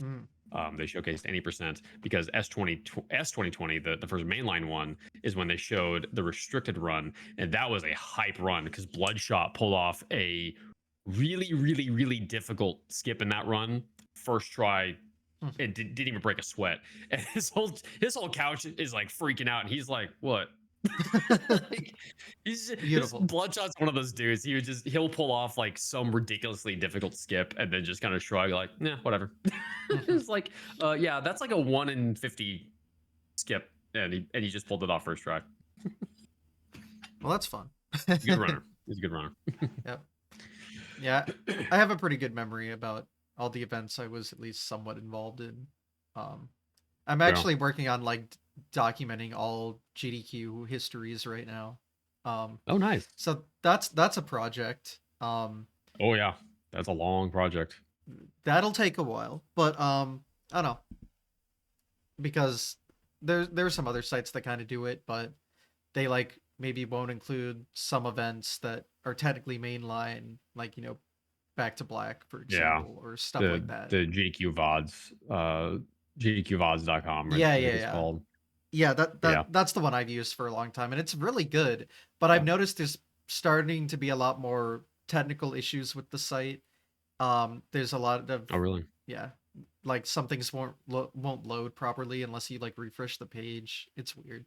And then a few missing events. Like, the site's good and all, but I don't know.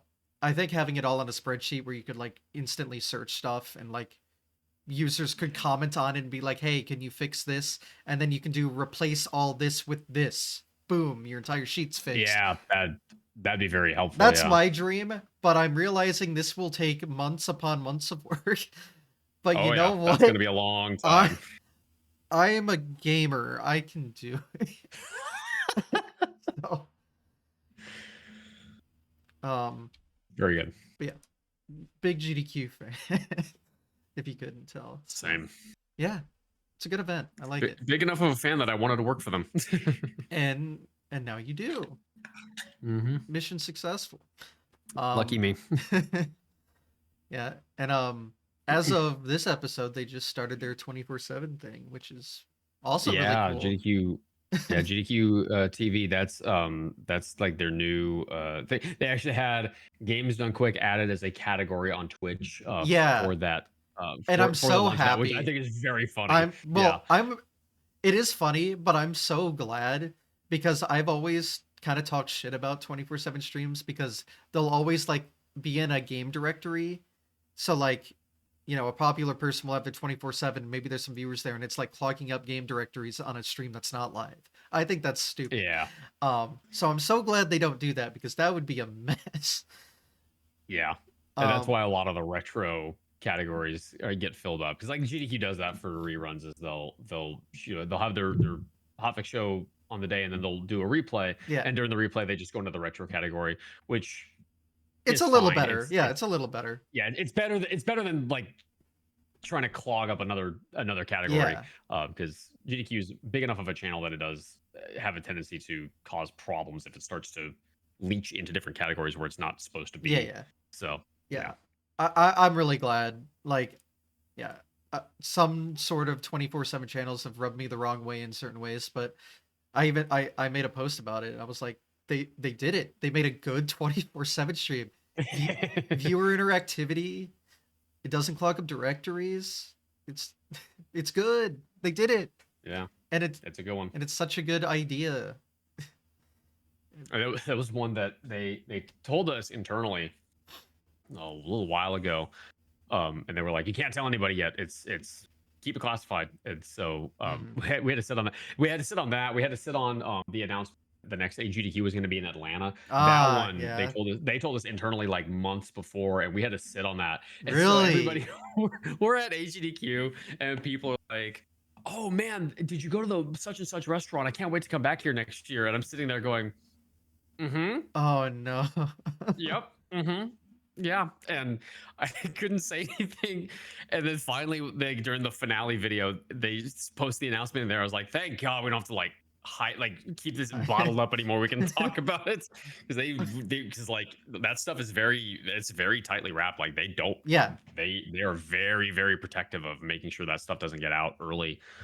And so they have to be very explicit. Like, don't tell people this until we announce it. But they usually tell us a couple months in advance. Well, And actually they're actually getting even tighter with some of that stuff now. So like there's things that even I don't know about until it gets announced publicly. So yeah. I know yeah. quite a few staff members, and I gotta say they're really good at not spilling beans. Like they'll hint that Yeah. they know something, but they won't let you know at all what it is. So, Yeah. Oh, I've had to do that a few times where because people will come to me and they'll be like, "Hey, do you know what dates are going to be for SGDQ?" And I'm like, "Mm-hmm. mm. Well, when is it?" It's like, "I can't tell you that. Nice You're gonna have to try. suffer." Yeah, well, I don't think they're doing it like for any like bad reason. I think they just Oh, are just like, okay. "Oh, I want to make sure I prep my stuff in time," and I'm just like, "You'll find the dates out. Don't Yeah. worry. They'll Yeah, they've tell you." been announcing it like a year in advance now, even with the Atlanta thing. Yeah, I don't think it's been quite that far in advance, but they tell you pretty early on. Like they announced the SGDQ dates yesterday or the day before. So Oh, like they're bringing that all the stuff up. dates. Yeah, I Yeah, just meant like like they're giving the us all the main dates early now. line. Like this is when the actual event will take place. Like they announced that for Oh yeah, Atlanta and yeah, stuff. yeah. The when the events take place, but like they've started giving us the dates for like this is when the submission period opens, and Oh, they'll tell us okay. like 4 or 5 months in advance now. So it's like people Wow. have plenty Okay. of time to know that stuff. Maybe not quite that far, but like a while before it actually opens. They'd be like, it's open now. So, Yeah. they don't shadow drop the submission dates on us. Luckily, that would be really bad Yes. if they did. Yeah. They just announced the SGDQ ones, and they're not for a little while. So yeah, Yeah, yeah. that's good. Um. Oh yeah.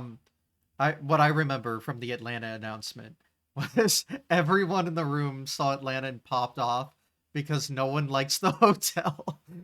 They're like, we're God, that free. hotel We're was such free. a nightmare. It was such a bad hotel, and I'm Yeah. so glad. Like we were there not even 2 days, and the elevator broke Yeah, right. again. The elevator broke. We luckily, like Oscar and I did not have this issue in our hotel room, luckily, but there were some people that reported having bed bugs Hmm. in their hotel. Well, and all the bathroom The doors don't lock and are see-through-ish. Yeah. Yeah, well, yeah, they're kind of see through. I mean, Enough it's to blurry, but be like enough to be a not, little bit a little gross. Yeah. yeah. The Yeah, and fire then alarms. That was a new one, and then the though. fire alarm. Yeah. So the freaking fire alarm went off multiple times at this last event. One of them during the finale. Yes. And Oh, so we I had to remember that evacuate. one. Oh my god, we had to evacuate everybody during the finale, and we got back finale. Just a professional amongst professionals. We get back, and he just immediately he just gets the crowd riled back up, like, and he brought the momentum back like it never stopped, and just an absolute pro. But yeah, the fire alarm going off multiple times during the event, and they have to bring the fire department multiple times. It was just like such a nightmare. That on top of like the inclination that AGDQ the following year was not going to be in Pittsburgh had leaked early because a bunch of the hotel staff had blabbed it. Not GDQ staff, but the hotel staff Mm. had blabbed it. Oh yeah, they're not going to be here next year. And so that got out and people started running away with it. So the fact that SGDQ or the following AGDQ the following year was going to be in Atlanta was well, we're calling it the best told secret Oh, of okay. GDQ of that event, because it was a secret, but everybody knew about it. So I it was, didn't. So there you go.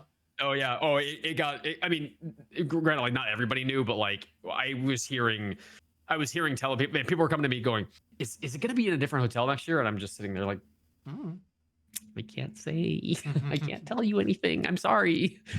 Wow. So Yeah, yeah, I had no idea that people were even like speculating based on that. I didn't see you anything. That's you crazy. you avoided I the hubbub of all that because I it was a knew thing. during the finale video when they showed AGQ 2026 or 7, sorry. I was like, it. They're setting this up to be a new place. Like you can Yeah. tell, and it does location. You're like, here it comes, and it was like, we're free because Pittsburgh's Yeah. great. It's cold, and the hotel is not great. I liked the venue. I actually really liked the venue. I thought it was very convenient. Yeah, the stream The room stream room of was the great. hotel was actually great. The The stream, it's practice nice and room was big. beautiful too. Oh my Oh, god.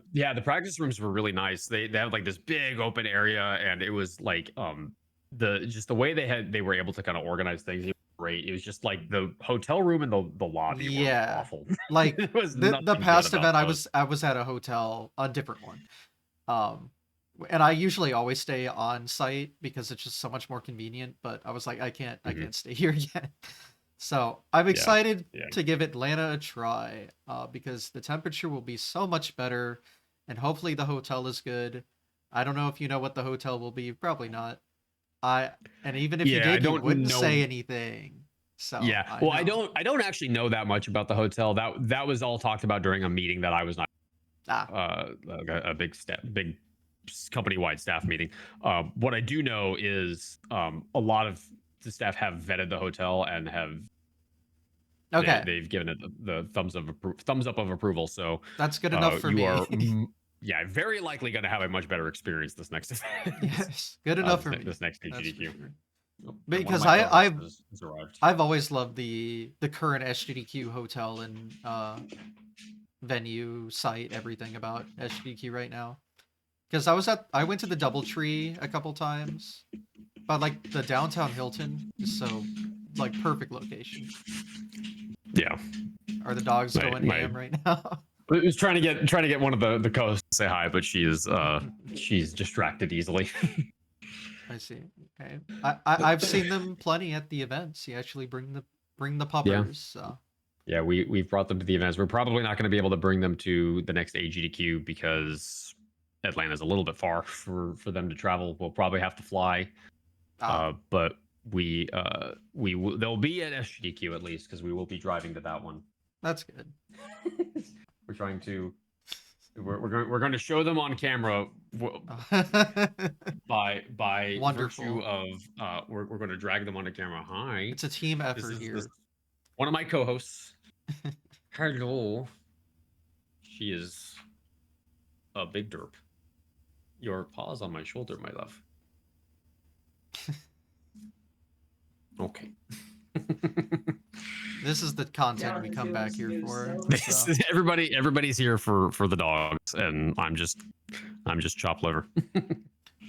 I mean, we've been getting more like animal showcases on the podcast. It's been great. It's true.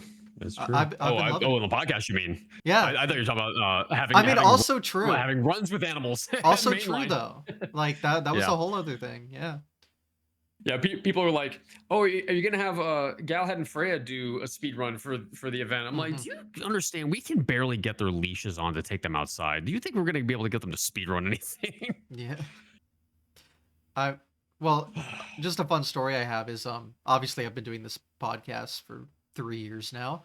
One of my earlier episodes was JSR, and I remember he was talking about this idea he has of like training his dog to speedrun. I was like, "Oh, that's such a cool idea." And then I got to see it. Then I got to actually see it. I was sitting on the floor right in front of it.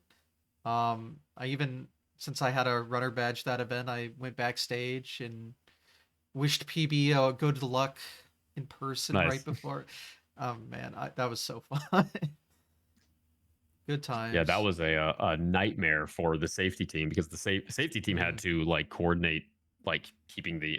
There's actually a collaborative effort between the production team and the safety team, making sure that the doors were closed, that people weren't coming in and out, that people weren't like being distracting to PB during the run, and just like it was a whole it was a whole hell of a time. But it That could not, that the run, but it execution was could cool not to have watch been more again. perfect in like every Oh yeah, aspect.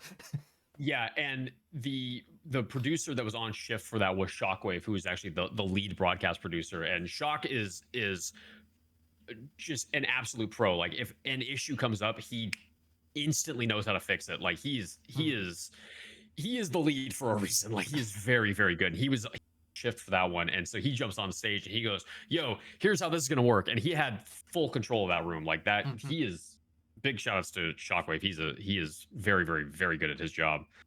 So yeah, big shouts to him. Yeah. But yeah, the baseball, that was just a That was one a of, fun if one. not the biggest highlight I've ever had in GDQ. I will never forget that.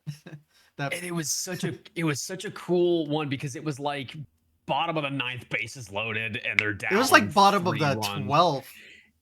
Or yeah, they went Yeah. into overtime It and went to like overtime, extra and then innings. the game-winning home run Like, was like 20 seconds before estimate hit.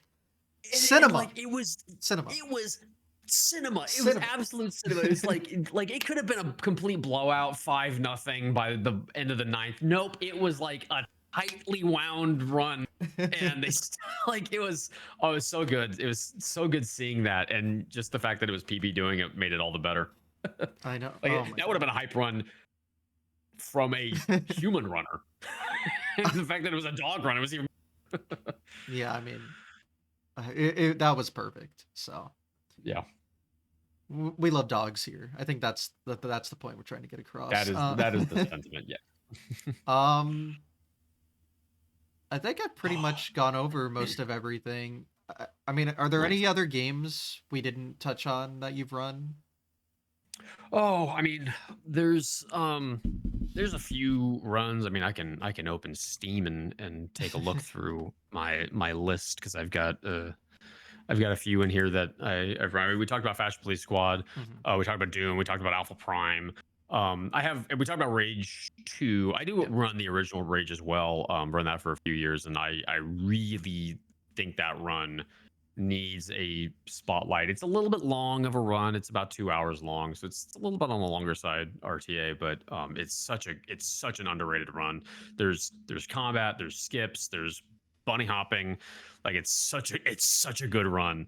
I feel like it needs a little bit more love, but Has that ever been it's a little showcased hard to sell. at an event, really? Never been at a mainline GDQ. It's been on Hotfix. Okay. I actually was like, I want to show this on Hotfix. I want to show this on my show, and so I did an id Software day where we showed Mhm. Return to Castle Wolfenstein followed by Rage, Okay. and because I wanted to showcase Rage, and we had the record holder Zen, we had him do the run because he's so much faster than I am, Mhm. and so we've been able to show it on Hotfix, but it's a hard sell for mainline because it's a long run for what it is, and What's the length of it? it's about 2 hours RTA, Yeah. Okay. I see. which isn't a super long run. It's certainly no Final Fantasy, but Yeah. Yeah. it's definitely on the longer side for a shooter run. And Yeah. even though it's a very like rat-a-tat fast run, like there's a lot of things happening. Like as soon as you get out of the opening bit, the little cryo chamber, you're supposed to jump into a car and ride with a character for like a 4.5 minute cutscene. Yeah, we jump over a fence and go out of bounds and skip that whole thing, and then we go through walls to sequence break it. And it's just like there's other nonsense like that, like we use RC cars to blow ourselves up to get out of bounds. Hmm. I said what I said. Yep. That's a run that I do want to eventually see on a mainline stage, whether it's me running it or not. But unfortunately, that run gets very, very overlooked for reasons, and I don't know why. It's so good. Well, unfortunately, a Yeah, lot of games get overlooked for reasons. I think the yeah, reason being they can only accept 1% of the games they get submitted. something So, like that. It's something like the acceptance rate is something like 5% on average. yeah. Okay. For give or take, depends on the event, but yeah, it's a very low threshold. Mhm. And then the other run that I do is actually one that she got me into. It's called Next Machina. That's a isometric shmup from Housemarque, the people that made Returnal. And that's a fun run because it's flashy, it's cool, it's very much an epilepsy warning. It Mm. is it is an epilepsy warning incarnate. But she and I actually run co-op on that run. We actually just did a co-op run the other day on her stream because she was doing a speedrun marathon, and so I pulled up a chair and we did a co-op run of that. But that's another run that I would love to see on the mainline stage because we've been submitting it as a co-op run for mainline, and it hasn't been shown since 2017, I think. So it's been a while since it's been shown, and so we want to eventually get the run showcase. So fingers crossed for that one. But yeah, those are kind of the big runs that I think are. Well, I mean, and I've run other things as well, but nothing that I've run like super hardcore. Uh, we talked about all the runs that I've done that are ones that are very near and dear to my heart that I've spent a lot of time and effort and energy on. So. Mhm. Have any of these runs been at like a record level, or are you more just for fun? Most of them are for fun. For fun, I don't think I could get Rage to a record level because Zen is just he. So Zen is the record holder for Rage. He is a former defrag runner. He was actually top 10 in the world at one point. So I can't compete against him. He is far better at like strafe hopping than I am. He's just cracked out of his mind at it. Um, so yeah, and then like I've also run like Resident Evil 4, a couple of the Resident Evil games, but never at like the record level. um so it's, Bears in Space is like, I have the record in New Game Plus because nobody else has run it. I'm the only one, so That it's still not a record. counts. I don't count it personally. Oh, okay, I well. think you have to have two people on a leaderboard to call it a. But yeah, it's just like Zen, funnily enough, actually also runs Bears in Space, and he does a different route than I do, so his runs much faster than mine for that reason alone. But yeah, so Well, close enough. yeah. It says first on the leaderboard, so you take what you can get. Well, I think that's really everything. Awesome. That's everything I usually ask, and it sounds like you were thorough in your yapping, which is all I expect. I yap a lot, so Yes. hopefully I covered all the bases I could. I mean, yeah, I mean, if you feel like there was something you missed that you'd like to go into detail in, let me know. But it sounds like we hit everything. I feel like I got everything I could think of. Yeah. Well, then GG, we've done it. Ooh, let's go. Well, I guess that we can start closing things off. The last thing I'll ask though before you can plug yourself is future plans just in general, or certain runs, or just anything. Yeah, right now I'm actually working on a game called Don't Stop Girly Pop.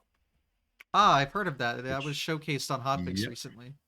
that was, and that is a arena shooter, and it's very pink, but it is a fast paced, just like chaotic run. There's like it's always moving. And it's very cool. I've been working on the speed run for that. And then lately I've actually gotten to more randomizer runs for Soulsborne games. I have become annoyingly addicted to Souls games, and I never ever wanted to play one, and then I played one, and I now I can't stop. And so I'm it's like my chat has demanded that I play Dark Souls 2 at some point in the near future, so I'm gonna have to play through Dark Souls 2. Ugh. So yeah, those are the current upcoming plans. And then I kind of I sort of dip in and out of speed running. I sort of oscillate between actively running and kind of putting it off. And so I'll kind of I'll start to do a run and learn a run when I see something that is interesting to me. And Don't Stop Girly Pop definitely was on my radar instantly. As soon as I saw it, I was like, I'm learning the run to that. So that's the reason why I'm working on that one now. But I whenever I find something that I'm interested in, I will definitely run it. A new game coming out actually sometime next month is called Mouse PI for Hire. It's another boomer shooter that's made in like a retro Disney art style. And I am absolutely planning to learn that run because that looks just so like it looks like such a funny run. It's like mouse, uh, like the old Disney mouse style, but it's the mafia. Mm, So okay. there's a very funny juxtaposition going on there. So that's going to be another one that I run in the near future when that releases next month. So All right. Well, to watch all your content, where do people do that? you can find me at twitch.tv/dangerous. It is the thing that is displayed, I think, right here Close enough. on the overlay. Close enough, yeah. So somewhere on there. It's nice and big. You can see it. You can find me there, and then I also post. I ship post to Blue Sky somewhat often. So you can find me there as well. But yeah, I stream speedruns and casual playthroughs as often as I can on those, and I'm doing content creation full time right now while I trying to find gainful employment elsewhere. So Mm. I'm streaming more than I have in the past. So you can find me there. And then check out Crosshair. Yeah, check out Crosshair every other Wednesday at 7 p.m. Eastern. And this upcoming Wednesday is our next episode, and for that one, we're gonna have a Vampire the Masquerade's Bloodlines 2 on with Astrid the Horror Girl. That's gonna be a really fun one because she's gonna do a run of the game, and then she's going to spend 40 minutes doing a glitch showcase, but really it's going to be, I put for the category Astrid acts very normal about this game. Mm. Is the category. And so it's gonna be a lot of fun. I adore Astrid pieces. She's like one of my good friends in speedrunning, and so I'm glad to give her a chance to showcase that run, and it's gonna be chaotic just listening to her gush about this game for 3 hours. So definitely check that out. Well, lots to look forward to. So, I guess that's everything. I think we're Awesome. done. Thank you very much for having me on the show. This was a lot of fun. Yeah, thank you for coming on again on short notice because as Yeah, no you problem. as you would know, it can be hard to lock things in Yep. sometimes, No, but agreed. uh I'm trying. I've done a few of these. Just a couple. We're hanging You're in an old there. pro at this point. Well, So. you would think, but oh well. We're trying our best. But yeah. Speaking of, I never know how to end these, so uh watch the show. Bye. I'm a Take professional. care, folks. Yep. You heard it here first. Professional. All right. Bye.